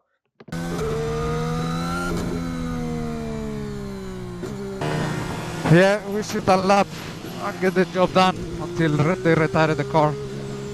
Because if not, it's going to be too late. If not, it's going to be too late. Too late for what? Too late for what? Too late to get this race going again. That would be a shame, wouldn't it? How is that going to impact you, Fernando? Well, you finish 9th. You get 2 championship points. You stay where you are in the championship, which is where you're always going to be, because you're only going to gain a place if you've got more than 23 points. You're not going to win this race. You're in 9th position. You're not going to win that race, are you, Fernando? Your teammate's behind you. He's not going to score more than 5 points more than you that he needs to overtake you. Otherwise, it'll be too late. Too late for what, Fernando? Too late for the restart that you've all discussed? This racing finish that you've all discussed? You're going to break the rules of the sport to manufacture an outcome, to manufacture an ending that's not in accordance with the rules and regulations of the sport. That's a fraud. That's a fraud, Fernando. Teams before a World Cup final in football can't agree to a penalty shootout. Teams in a Formula 1 race can't agree to a racing finish. No, that Grand Prix takes place in accordance with the rules and regulations of that sport. And if the circumstances dictate that it's a safety car finish, then it's a safety car finish. Or else it's going to be too late. Too late for what, Fernando?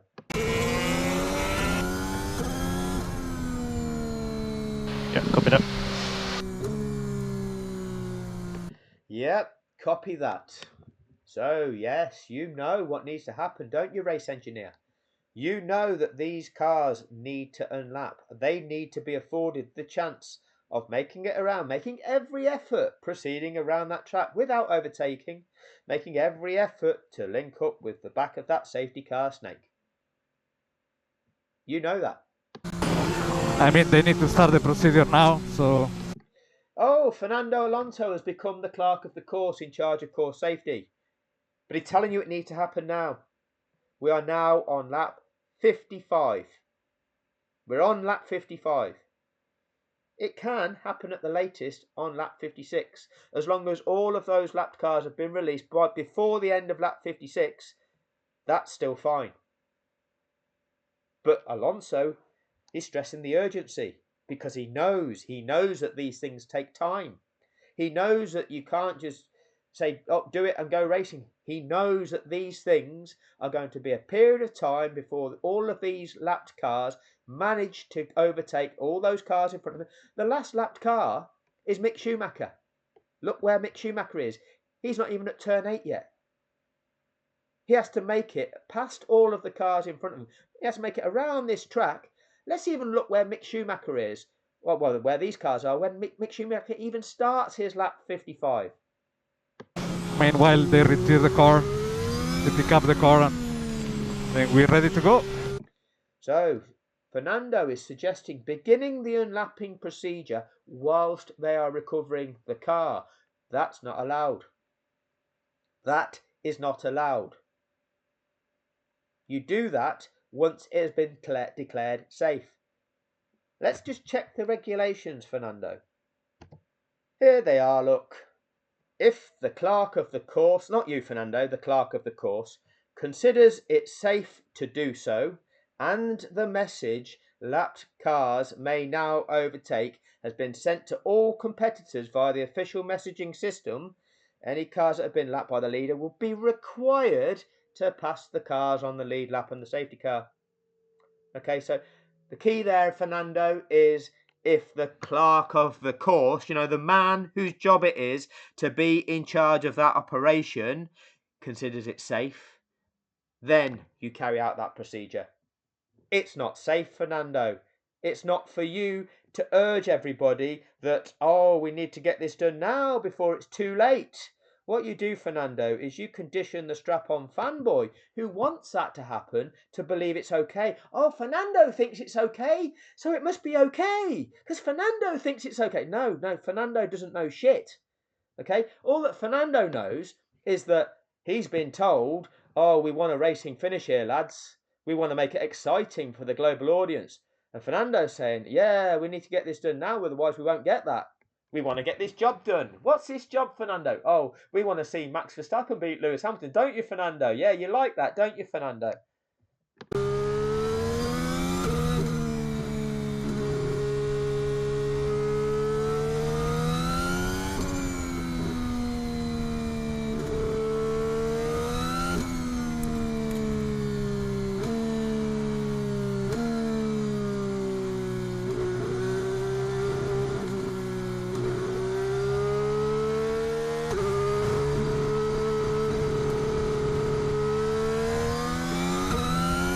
Okay, we're going to soon do some brake and tyre warming.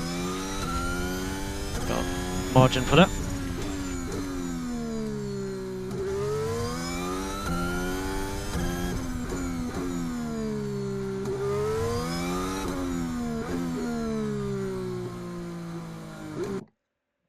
So, you want to start your unlapping procedure, do you, Fernando? Well, Mick Schumacher, the last of those cars that's got to pass the leader in the safety car, he's only just starting this lap now. The rest of you are just about going into turn 6, turn 7. Schumacher hasn't even caught up with the pack yet.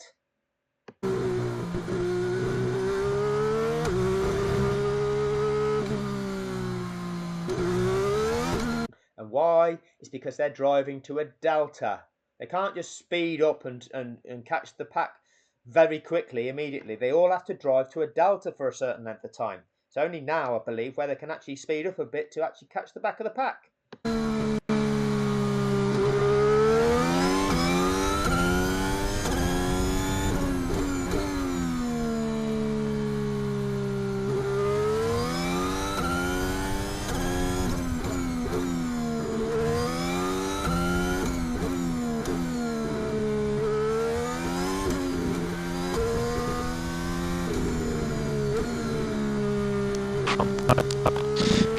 Front tyres are a bit more weaving than all of those sides, so we can do a bit more weaving.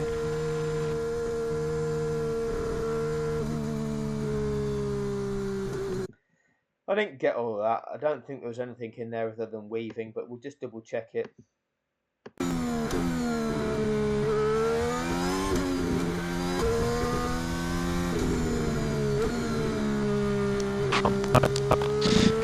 Front tyres are a bit more weaving than all of those sides, so we can do a bit more weaving.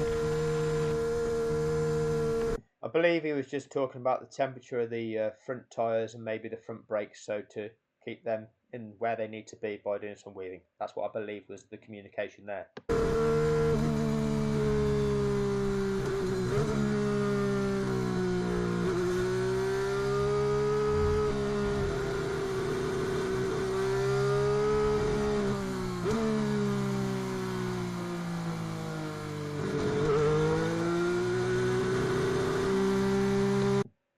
Okay, Alonso, you're turning turn 14 now. What can you see, Fernando? What can Fernando see? So this was the previous lap. Now, the timestamp. 1:33:45 this time round. Let's just show you I'm not lying. 1:31:15, and he sees that when he goes past Latifi for the second time. 1:33:45. He sees this. He sees the crane lifting Latifi's car off the track. This is approaching the end of lap 55. Fernando wanted to release the lap cars to get this job done. Do you not remember back to 2014, I believe it was, Fernando? Jules Bianchi slid off track in wet conditions at the Japanese Grand Prix, slammed into the back of a crane, and ultimately ended up dead. We've got regulations, we've got safety considerations, Fernando. But thank you for your valuable insight, Fernando, telling us when and where we should unlap. encouraging the strap-on fanboy to believe that that's okay to unlap with a crane recovering a vehicle. Absolutely disgusting. That's what you are, Fernando. Absolutely disgusting. Anyway.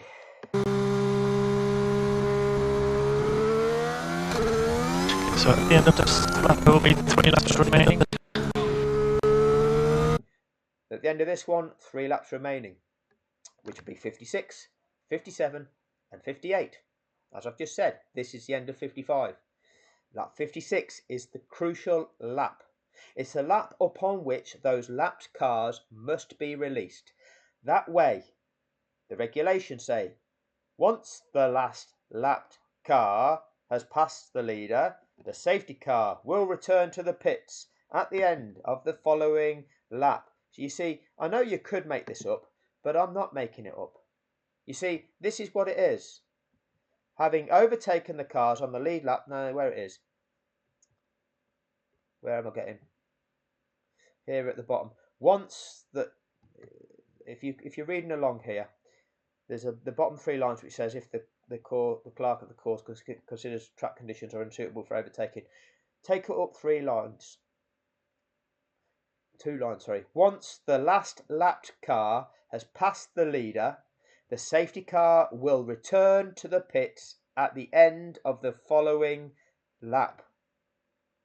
So that means all of those lapped cars need to have passed the leader and the safety car. Sorry, by virtue, by its very being, it passes the safety car. They are to have passed the leader on lap 56, and the safety car will return to the pits at the end of the following lap, which is the end of lap 57. That's the only way you can get a race. If you don't release them on 56, the earliest you can release them is 57. The end of the following lap is the end of lap 58. It's a safety car finish. Lap 56 is the crucial lap. There's the regulations. It's black and white. It's not rocket science. Yeah, come on. Let unlap the guys. And next lap is green. So in 2 laps time. Yes, you know, the guys. Or where's this in 2 laps time? Where's this in 2 laps time, Fernando? The guys. Yeah, come on. Let unlap the guys. And next lap is green. So in 2 laps time. Next lap, or in 2 laps time. The lap you're going on to now, Fernando, is the crucial lap. They need to be on lap 56. The lap after that is lap 57. That's the lap that's going to be afforded to you to then catch the back of the pack. And that's the only way you'll get a racing resumption. Yeah, come on. Let unlap the guys. And next lap is green. So in 2 laps time. Oh, you stop yourself from saying too late.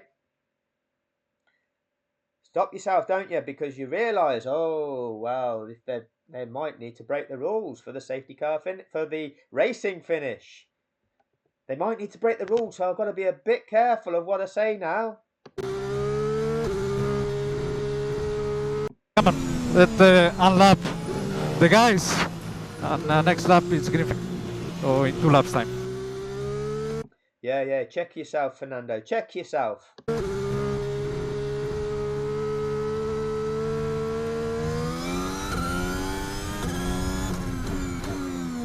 The unlapping procedure needs to be completed within the 2 laps.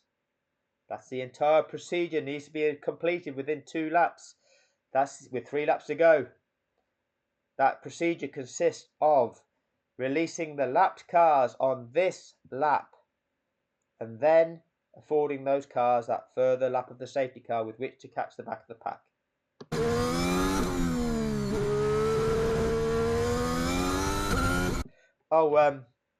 Until they retire the car. That car, Perez, is being retired now. You can do whatever it is you were going to do. You know, Red Bull have fulfilled their part of the bargain. They've taken Perez out of there. They've conceded the championship the Constructors' Championship 100% to Mercedes. They cannot beat Mercedes whatsoever in the Constructors' Championship by retiring Perez, so they've done their job. They've also ensured that Ferrari don't need to lodge a protest by making sure that Sainz, well, he's just been gifted a podium. Oh, that's pretty good for Ferrari, isn't it? Yeah, we'll take that. We'll take that. Has Mick Schumacher caught the back of the pack yet? Still no.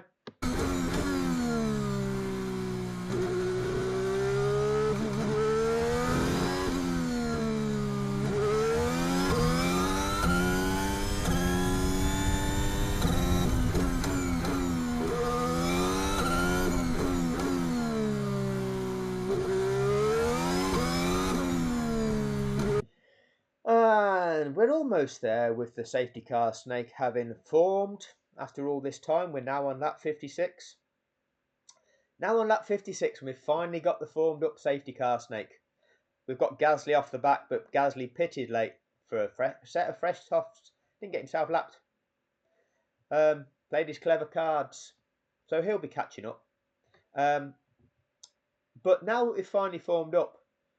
If the order is given, then Mick Schumacher's in a position to be able to pass these cars that are in front of him. It'll still take a period of time because they're all still moving. They're still all moving around the track, and Mick Schumacher's got to travel from there to there. They're not stationary. They're still going away from him, and so he's travelling a bit faster. But they're still moving ahead. They're still moving on, aren't they? Takes a while to unlap.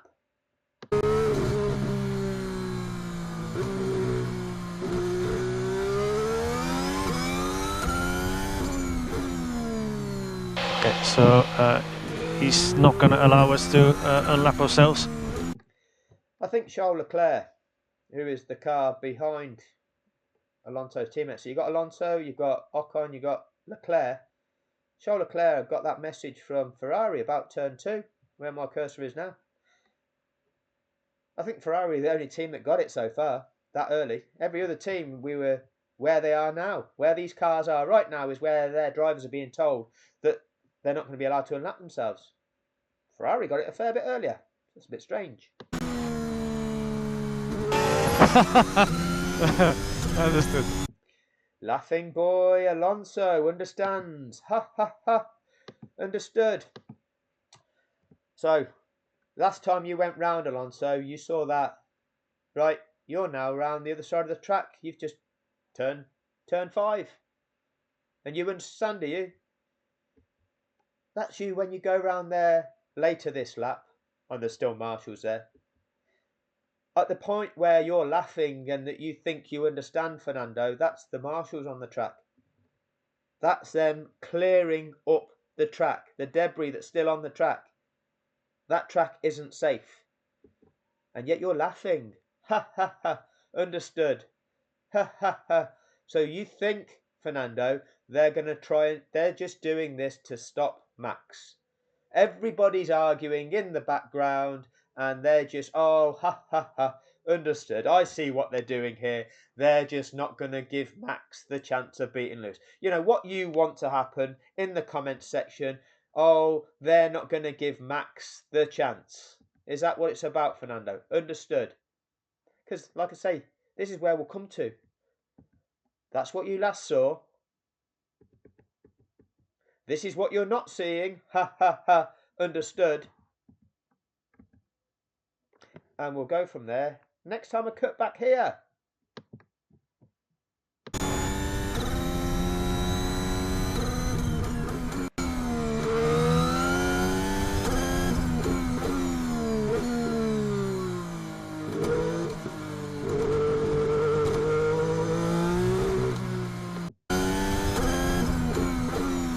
And let's just have a look at this. Look at track of view. Hamilton, followed by Norris, a lapped car. Alonso, a lapped car. Ocon, a lapped car. Leclerc, a lapped car. Vettel, a lapped car. Now, when this started, Leclerc and Vettel weren't ahead of Verstappen.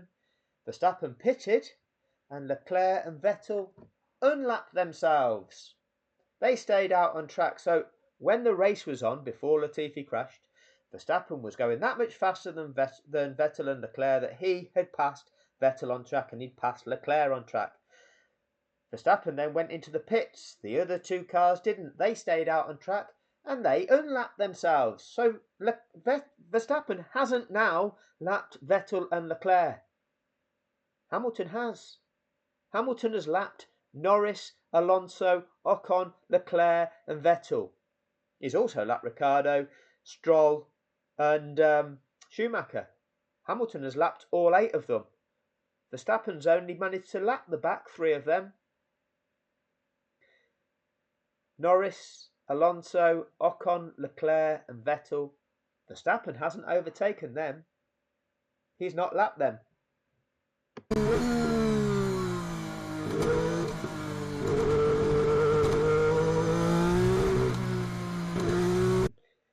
Red Bull lost 2 places. Oh, that's some clever cards, isn't it? That's some clever cards, allowing 2 of them drivers to unlap themselves from you. What's clever about that? Well, it's clever if you get a chance to use them. But the regulations will dictate that. Okay, so we got Verstappen in P2 is about 4 cars behind you. Why is Fernando Alonso's race engineer interested in Max Verstappen? Charles Leclerc, his race engineer, wasn't interested in where Max Verstappen was. It's irrelevant. Fernando Alonso's race is he's got his teammate. He's got the car that's ahead of him that he could gain a position on is Lando Norris. Fernando Alonso, you are in position. Actually, now that Perez has retired, you're now in 8th position. Okay, celebrate good times. Come on, you've gained a position in this safety car, Snake Fernando. Have you been told that? You were in 9th. Now you're in 8th because Perez has retired. The car ahead of you is Lando Norris in 7th. He, as you know, has come out of the pits, having changed tyres recently, so he's on medium compound tyres. You're on older hard compound tyres. It's going to be a struggle, but if we do get it going, that's the guy that's going to be challenging you. Behind your teammate Ocon, he didn't pit either. He's on hard tyres. You should have him covered off. Behind him is Leclerc, though. Leclerc is the guy that's on medium tyres that are 16 lap old, or they were at the time of the incident. He might have a go at Ocon, and he might have a chance at you. So they're the guys that are going to interfere with your race, Fernando. This is the information you need to know, Fernando. But your race engineer doesn't tell you that. Your race engineer tells you this.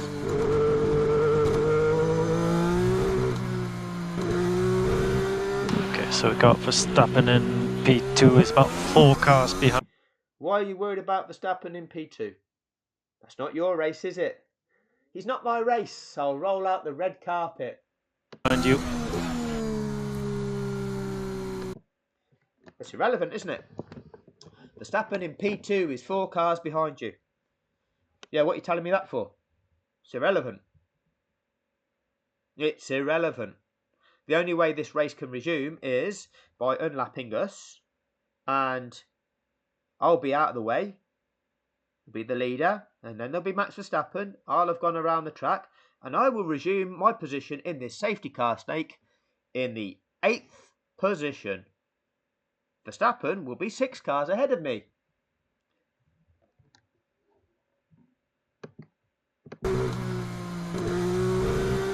Okay, so we got Verstappen in P2 is about 4 cars behind you.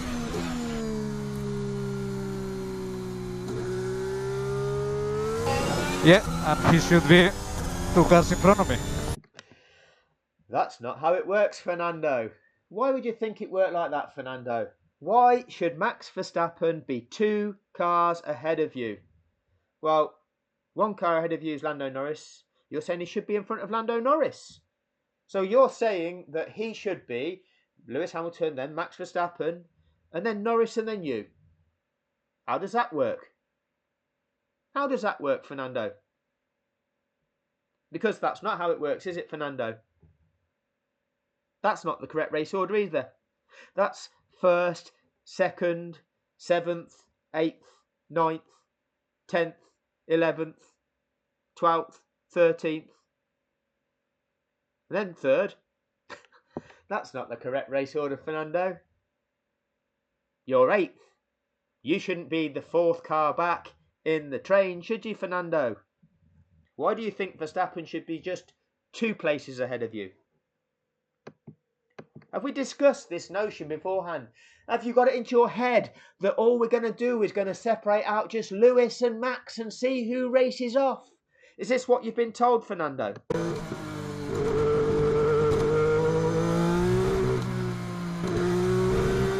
Okay, so we got Verstappen in P2 is about 4 cars behind you.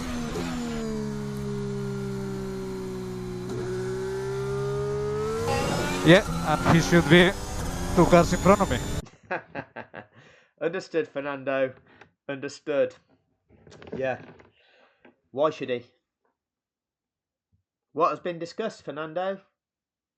Because these words aren't authentic. They're not congruent with the rules and regulations of this sport. They're not congruent with your own race. Alpine, why are you not focusing on your race? Why are you more concerned with the position of Max Verstappen relative to Lewis Hamilton than you are your own driver? Bit strange, that.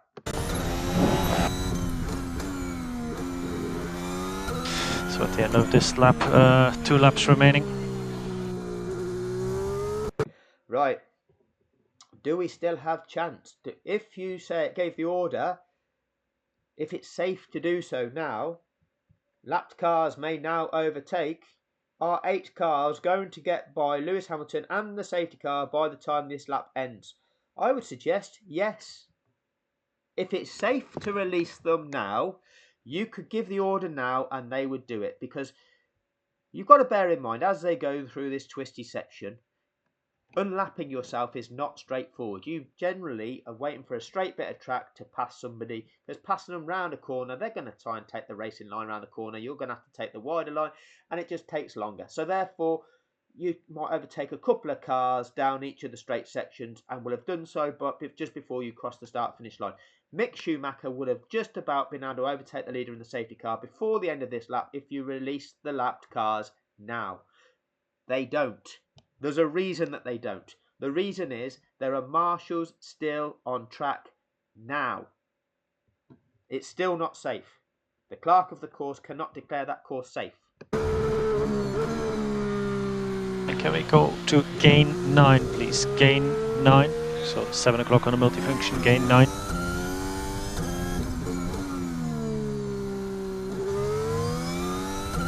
Okay. Brake temperatures look okay from our side now.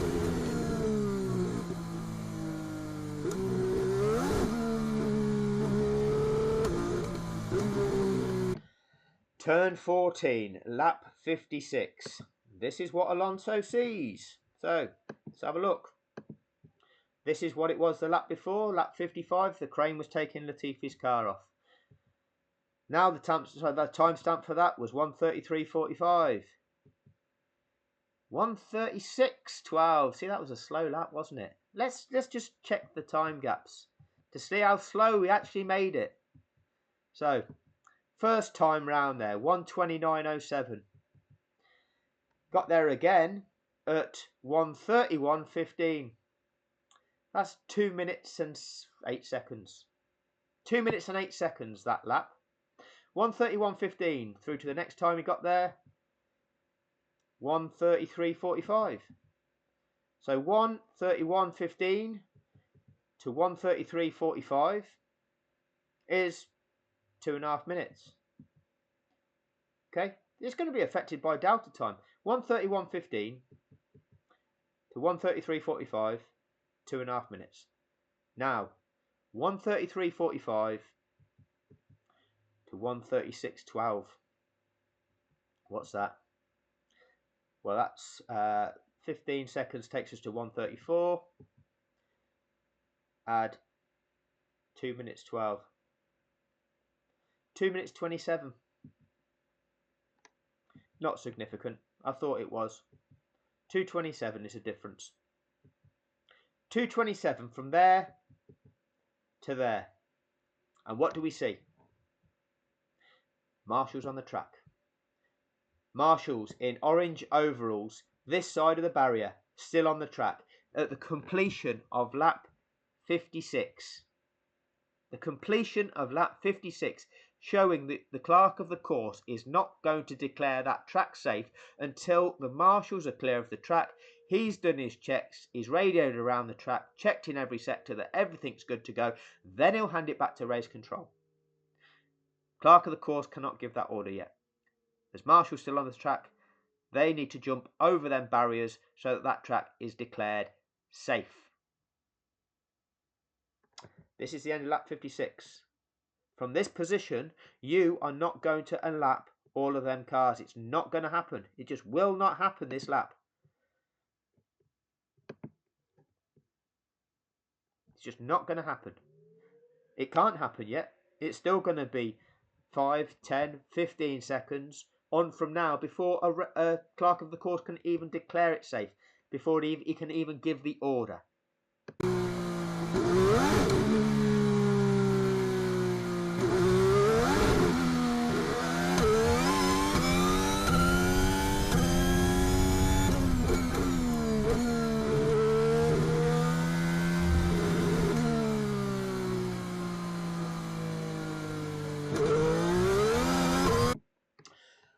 That engine note change was because he'd come onto the start-finish straight and he was beginning to go down the start-finish straight. Hamilton has now begun lap 57.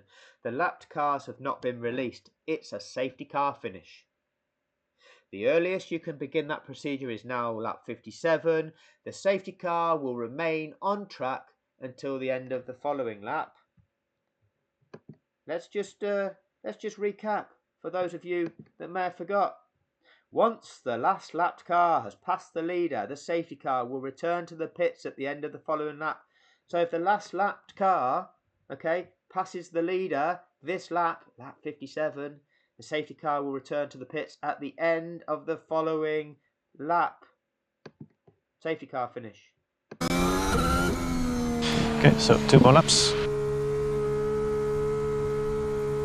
It's a safety car finish, Fernando. Don't you worry now, mate. They've not been able to do the unlapping. They've not been able to clear this up in time. It's a safety car finish. Copy. Yeah, I know. We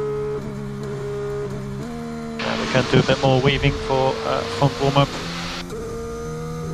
No need to do any weaving, Fernando, because we're not going to go racing. Just make sure that the temperatures are all right, so you've got enough grip and that the brakes aren't going to fail on you. But, you know, it's not going to go racing.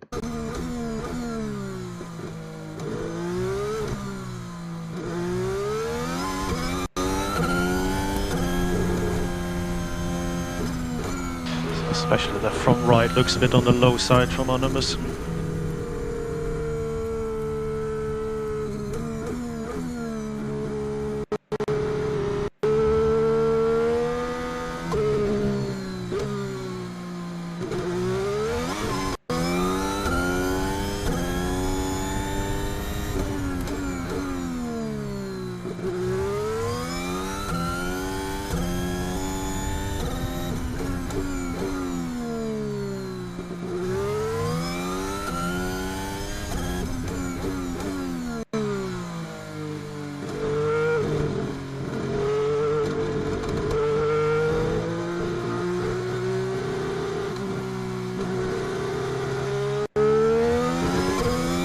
Okay. Safety car has the green light. Yeah, you can. The safety car has the green light. You can go now. He's allowed. The clerk of the course has finally declared the track safe. So, once the last lapped car has passed the leader, the safety car will return to the pits at the end of the following lap. That's the regulations. Yeah. Let's just check, because we're all signed up to the FIA International Sporting Code, haven't we? We've all done that. We've all, this one here, the FIA Sporting Code, on the principles of safety and sporting fairness. It will never be applied, enforced so to prevent or impede competition or the participation of a competitor. Yeah, we've all signed up to that. Now we're at this one in the sporting regulations. once a message lapped cars may now overtake has been sent to all competitors, finally got round to this. You know, they did tell us lapped cars will not be allowed to overtake, which is not in the regulations, because overtaking will not be permitted is the message. They're now saying lapped cars may now overtake, and it needs to be sent to all competitors via the official messaging system. Any cars that have been lapped by the leader will be required to pass the cars on the lead lap, right? So any of you guys that have been lapped, yeah. Who's that? Hands up if you've been lapped. That's 1, 2, 3, 4, 5, 6, 7, 8 of you. Yeah. Wait there. Let's just double check. Yeah, this was Fernando's on board a lot earlier. This was at the moment in time actually where he has a little chuckle because he understood that they're not allowed to unlap. But if we go to data view, that was there. Sebastian. This is on lap 56 of 58. Let's just see who the lap ones are. Perez has gone in the pits. How many cars have been lapped? Because you know what? Even knowing who the lapped cars are is not as straightforward as you think would tell you by Martin Brundle. Or you could just look on data view, which all the teams have and the FIA have in race control. You know, the 10 guys in FIA race control looking at the monitors, they have a look at this. Norris plus 1 lap. Alonso plus 1 lap, Ocon plus 1 lap, Leclerc plus 1 lap, Vettel plus 1 lap. Yeah, they're the 5 in between Lewis and Max. Ricciardo plus 1 lap, Stroll plus 1 lap, Mick Schumacher plus 1 lap. Yeah, let me just count them again. 1, 2, 3, 4, 5, 6, 7, 8. Oh, thank God for that. I thought I was going to have to take my shoes and socks off for a minute to be able to count all them up. 8 cars, yeah. Once the last one of those passes the leader, which is Mick Schumacher, what do the regulations say again? Because we need to check the regulations. Because whilst this was going on, Jonathan Wheatley of the Red Bull team was able to look through these regulations and look for loopholes that he could then present in the after race appeal. Let's look for the loophole. Oh, this word any, that doesn't mean all. Let me scroll back to 15.3. The race director has overriding authority, so he can do what the fuck he wants. That's the loophole. Let's use those loopholes. Michael, you know you don't have to let those cars go right around the track. And then we have a motor race on our hands.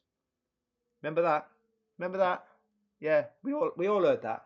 That's not complying with the regulations. That's not complying with you signing up to the regulations, which are for sporting fairness to every competitor in that event. That's a lifetime ban from the sport, Audi. Are you aware that you're going to employ a man that's going to be banned from the sport for life? I suggest you reconsider, Audi. Anyway, we'll move on with this one. Where were we? Once the last lap. No, we'll get any cars that have been, but Jonathan will think that doesn't mean all. Jonathan's a retard.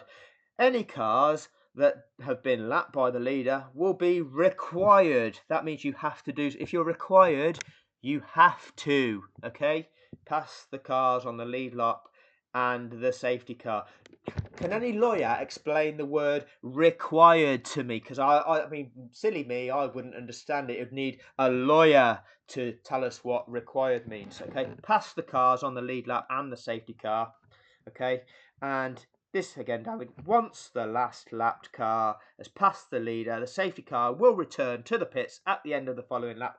That regulation never happened because the last lapped car, Mick Schumacher, never passed the leader. So therefore, there's the rule break right at that moment in time. So from the end of lap 56, the last completed lap where the rules hadn't been broken, that is the race result. Because on lap 57, race control, the organisers of the sport, broke the rules of the sport, invalidating that lap and any subsequent lap. So the declared race result, as it had gone more than 90%. Oh, well, that's the end of lap 56. I don't know how you unravel that, says Martin Brundle, because, Ferrari in third, they didn't do anything wrong. Absolutely right. Let's not worry about Ferrari. because they were third at the end of lap 56. Because Perez had already retired. He'd already given them that place because he never crossed the line to complete lap 56, did he? No. Ferrari didn't do anything wrong in this occasion, did they? Overtake. So Norris is first.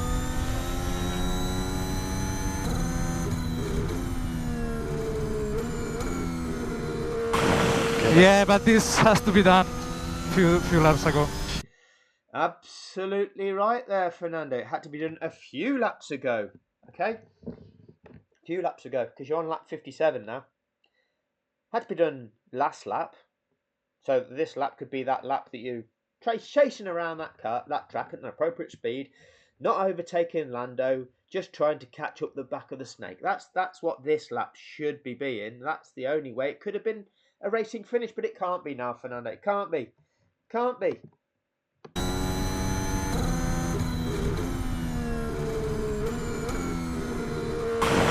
Yeah, but this has to be done few laps ago. Yeah, copy. Unbelievable. Let's keep the speed up because he might. Unbelievable. Race engineer, copy. But what? Call the safety car in this lap. But he might pull the safety car in this lap. You're not allowed to do that. Read the regulations. Safety car will return to the pits at the end of the following lap. Once he's completed the first part, which is releasing all of the lapped cars. Any of them that have been lapped. Yeah? Any of them cars that have been lapped, which were in that list, you know, any of the cars that have been lapped, that'd be these here, yeah? So if you're in that race, any of you that are in that race that have been lapped, 1, 2, 3, 4, 5, 6, 7, 8, got to be released. Oh, but if it doesn't mean all, then that's Red Bull's interpretation. If it doesn't mean all Red Bull, then what does it produce? It produces what we got, which was just 2 cars separated out from everybody else to race off for a win. That's not a legitimate outcome. There's an invalid interpretation of the rules. So you kick that one out, don't you? What did it produce, Red Bull? Oh, it produced Lando Norris not being able to challenge Pierre Gasly for 6th position in that race. Oh, so it's an invalid outcome. So you kick out that interpretation, don't you, Red Bull? Absolutely right, Wheatley, Horner and Newey, who attended the appeal. Oh, what does that mean? It means Carlos Sainz in 3rd has got 2 cars in his way from being directly be able to challenge Max Verstappen or Lewis Hamilton for 2nd or 1st in that race. That's an invalid rule. That's not an equivalent restart condition to what Max gets against Lewis, is it? No, so it's an invalid interpretation. Red Bull, there's your sporting code. There's your regulation. Any does mean all that qualify. Any car that meets the qualifying criteria. That's what it means, Red Bull. Not your bullshit presentation that the 4 corrupt stewards accepted in an appeal that you shouldn't have been in. But nobody tells you that. Why have you never heard that in the media? Why has no media ever informed you of that? Oh, it's because the media are ultimately owned by the likes of BlackRock and Vanguard, and they own the show of Formula One as well, and they don't want it revealing that the show of Formula One has been corrupt and fraudulent and lose value there. So they use their media to sell you the lie, to condition you to the lie for their criminality. Their criminality hidden by the media. That's why you never heard it. That's why you don't have real journalists. That's why you've got the likes of Andrew Benson, that corrupt from the BBC. Okay, yeah, safety car is in this lap, so. That's not allowed to happen. And that's rather smooth from the Alpine race engineer. Okay, copy. So I can go flat out. No, Fernando, once you have been released, you've got to proceed around that track at an appropriate speed without overtaking until, making every effort to catch the back of the safety car snake. That's not complying with the rules, is it? Mick Schumacher, Daniel Ricciardo, Lance Stroll, they've not been released. That's not complying with the rules, is it?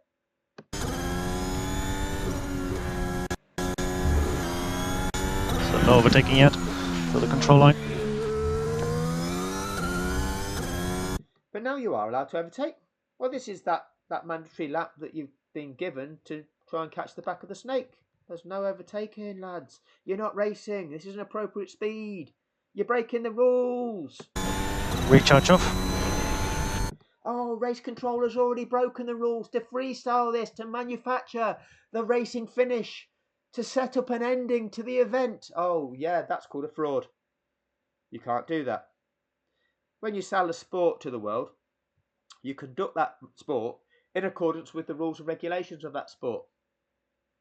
You don't make things up as you go along, just to excite the audience, to arouse the kiddies.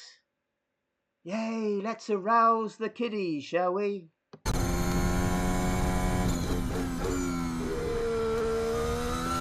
The name for that, it's called abusers. It's called abusers of a global population.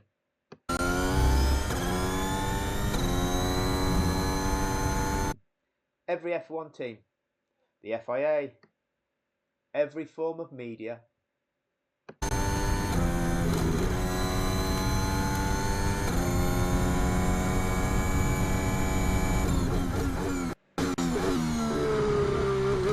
includes you, YouTube, ultimately owned by Vanguard and BlackRock as well, because they own the company that owns Google. So them are ultimately suppressing this from being seen by the 108.7 million people that were defrauded on the day.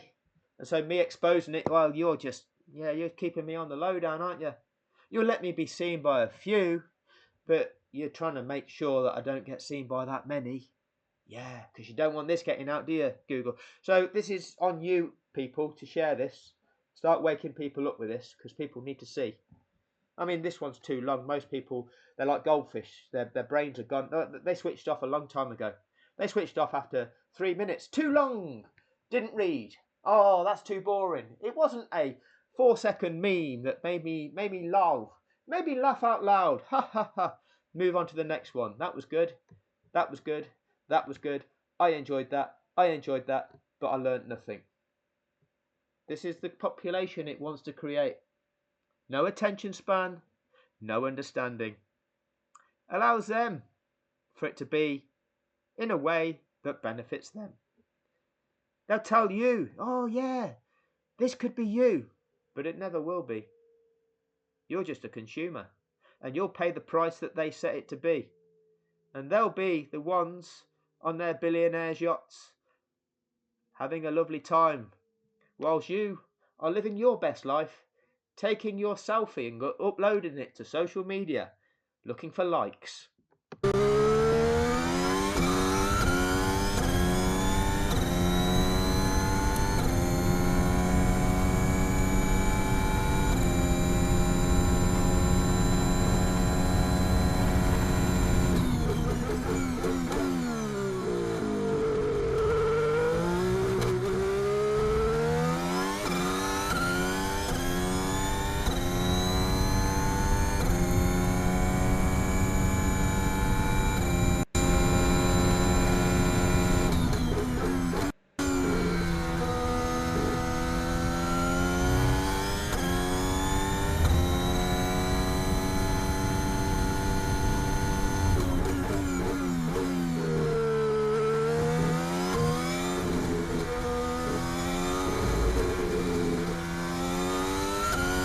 One more lap after this.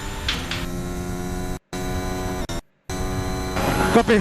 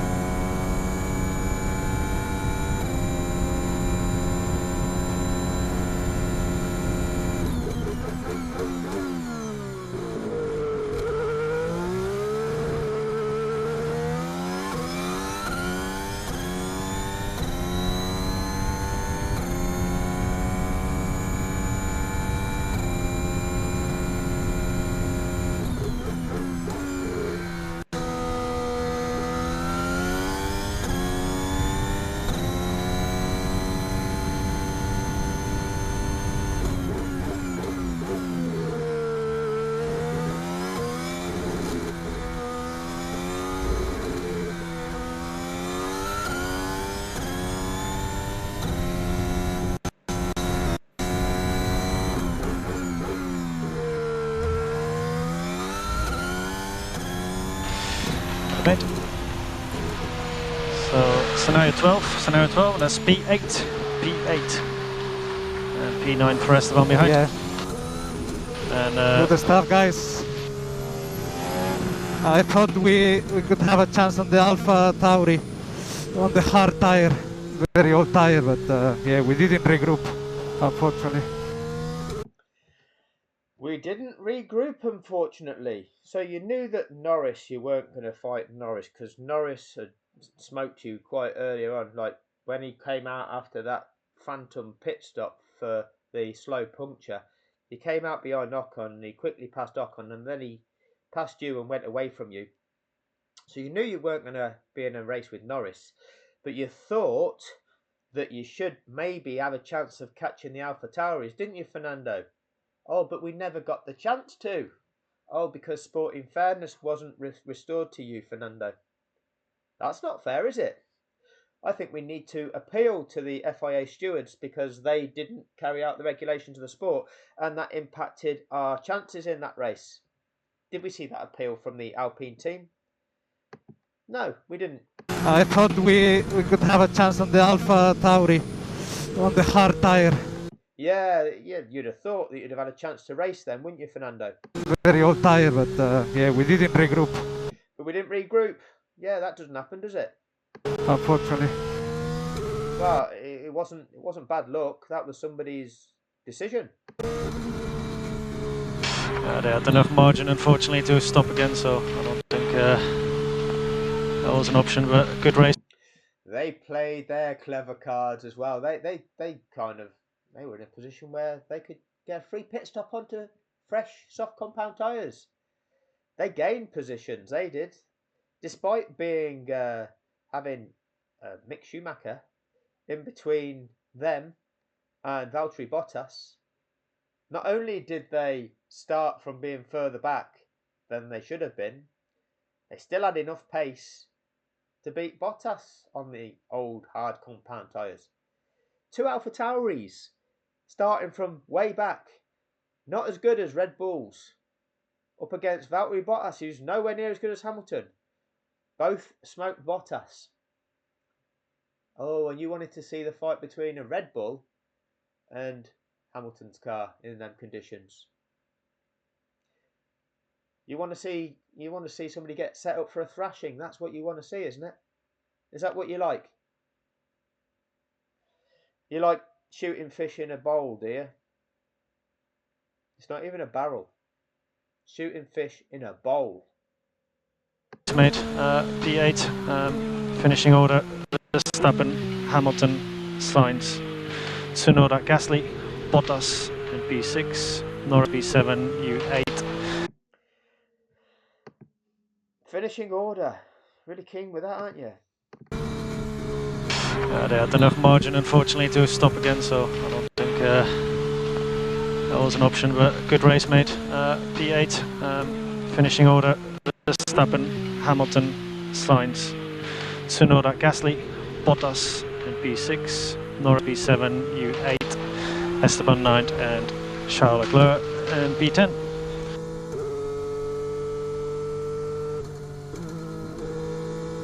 So the Alpha Tauri had time to stop in front of us? AFM, yeah, they weren't lapped yet. Okay. So they weren't lapped, so they had time. Yeah. You kind of, you know, the lapped versus unlapped kind of scenarios, don't you? Yeah. Oh yeah, maybe didn't change anything to regroup or not. To regroup or not? AFM, yeah, they weren't lapped yet. Okay. So yeah, maybe didn't change anything to regroup or not. They didn't chance anything to regroup or not. Oh, they neglected your race chances. They made the decision, oh, you're not going to be fast enough to overtake them, so we're not even going to give you the chance. Is that what you're trying to say, Fernando? Well, good stuff, guys. Thank you for the season. I'm very proud of you guys. We executed every Sunday to perfection and scoring points. every day thanks to you guys. You should be very proud. You seem still quite buoyant for finishing 8th in that race. You know, pretty shit season, Fernando. You know, as a former 2-time world champion, where are you? Where are you, Fernando? Let's have a look at this one. Where did you finish in that season? Was it this one here? Who knows? 10th. 10th.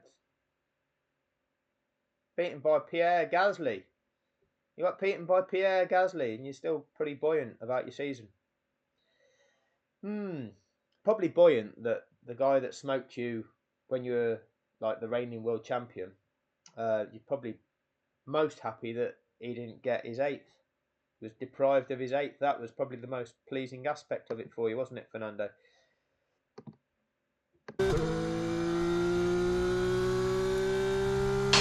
Thank you, mate. We would be nowhere without execution from you, so thank you for that as well.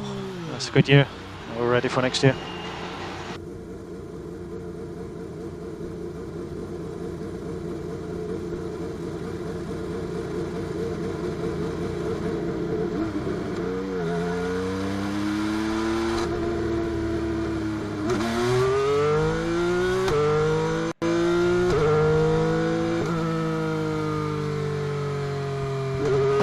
Yes, it's only the beginning.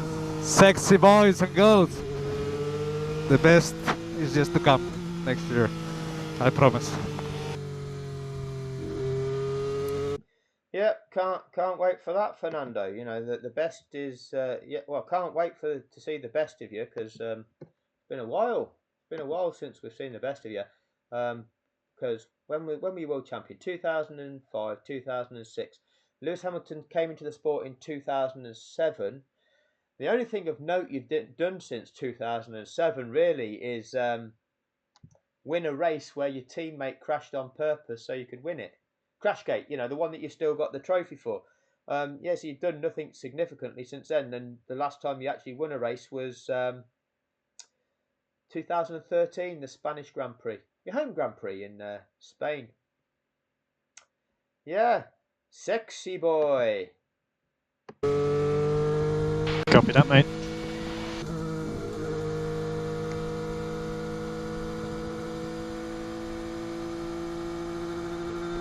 But somebody still wants to pay you 20 mil a year for that. 11 years without any form of real success. And you're keeping some young up-and-coming talent out of the sport. But everybody likes Fernando because Fernando likes Max, the golden boy. This was a warm-up. You know, like the boxers. They do a game just before the big fight. This was the 2021 for us. But you were amazing. Talks a good game, doesn't he? Talks a good game. I mean, the statistics would say otherwise. The statistics would say he peaked in 2006. But, you know, who knows? Let me know what you think in the comments section. 2006, how many years is that? 18 years ago, without any more kind of world championship success.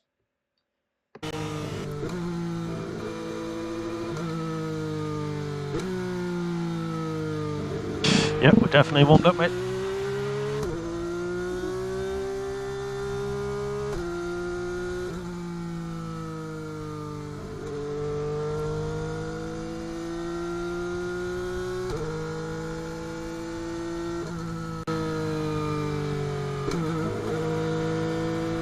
Okay, so normal procedures when you get to park for me, please.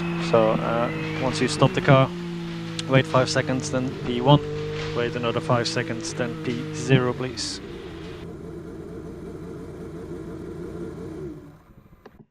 Verstappen is 4 cars behind you.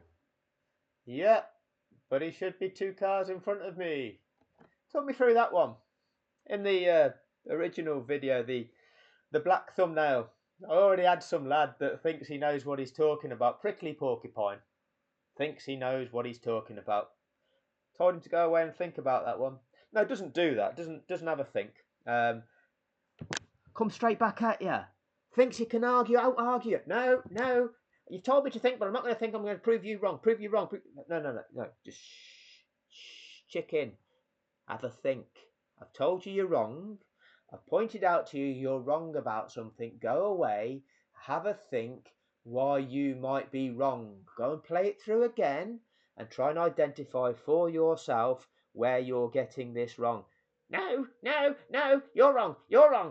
This is what we get. We get the kids in the comment section trying to drop it like it's hot. They have their opinion. They have their lust for young Maxwell Verstappen. We have the paid trolls. We have the people that come here to try to undermine, that try to discredit. They get presented with facts. What did you get presented with in this video? You got evidence, what is the regulations. That's Wikipedia. Some people will consider that fact. Some not so much, but you got regulations. These are the regulations. I explained what they meant. That's not my interpretation. That's what they mean. This is the FIA International Sporting Code. This is the 80 pages of it, of which only 40 of them essentially is what it is, because half of it is written in French and half of it is written in English, and you only need to read the English part. This is the bit that the likes of Martin Brundle will tell you is sort of thick, and is that sort of thick. It's just, it's a minefield. And it's not a minefield, Martin. You're lying to people. It's not that sort of thick unless you are having it printed in a massive font. Okay, Martin? It's not that big and it's not that difficult to understand. It really isn't. It really isn't, Martin. Interpretation of wording in the regulations, and of course, the sporting regs are 99 pages, and you need to read every single word carefully. Just as you're doing now, Martin, reading every single word of this presentation. It's like a legal document. Oh, a legal document. Yeah. You keep looking at that script that you're looking at, Martin. You make sure that you're saying it word for word, because that's enough to condition the minds of people to believe that this wasn't a fraud. This was just one guy making a mistake under so much pressure, even though he got at least 10 of his colleagues around him that all know the rules of sport. Even though that we've got media that can easily explain them safety car rules, but they never have.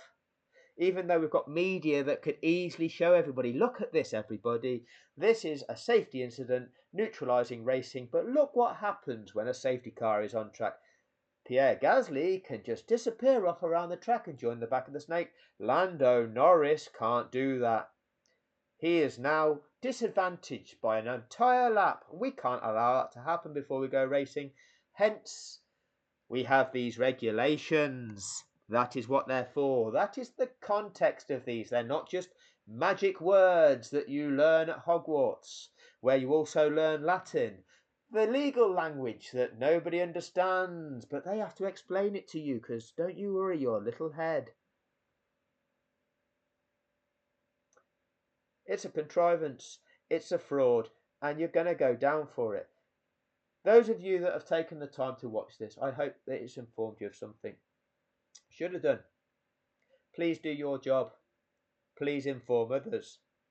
Please make them aware. Evolve their understanding. Please share the content of this channel. It's important that you do. YouTube is not going to recommend it to people. It's not going to be on your recommended feed. They will not do that. The only way this content will spread is if you actively spread it.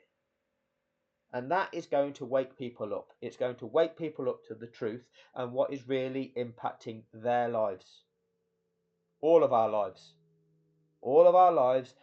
The cost of our lives are what is being set by those that control the prices, by those who are making the money.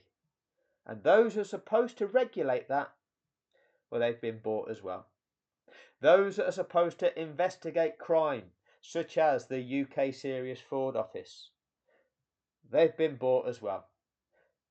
They don't think this is a crime worthy of investigation. A global fraud.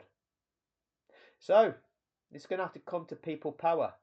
we're going to have to do this ourselves, and we will do this ourselves. And I'm going to lead the way in doing it, and we're going to ensure there's going to be justice. So stick around, because there is a lot more to come. Thank you for your time.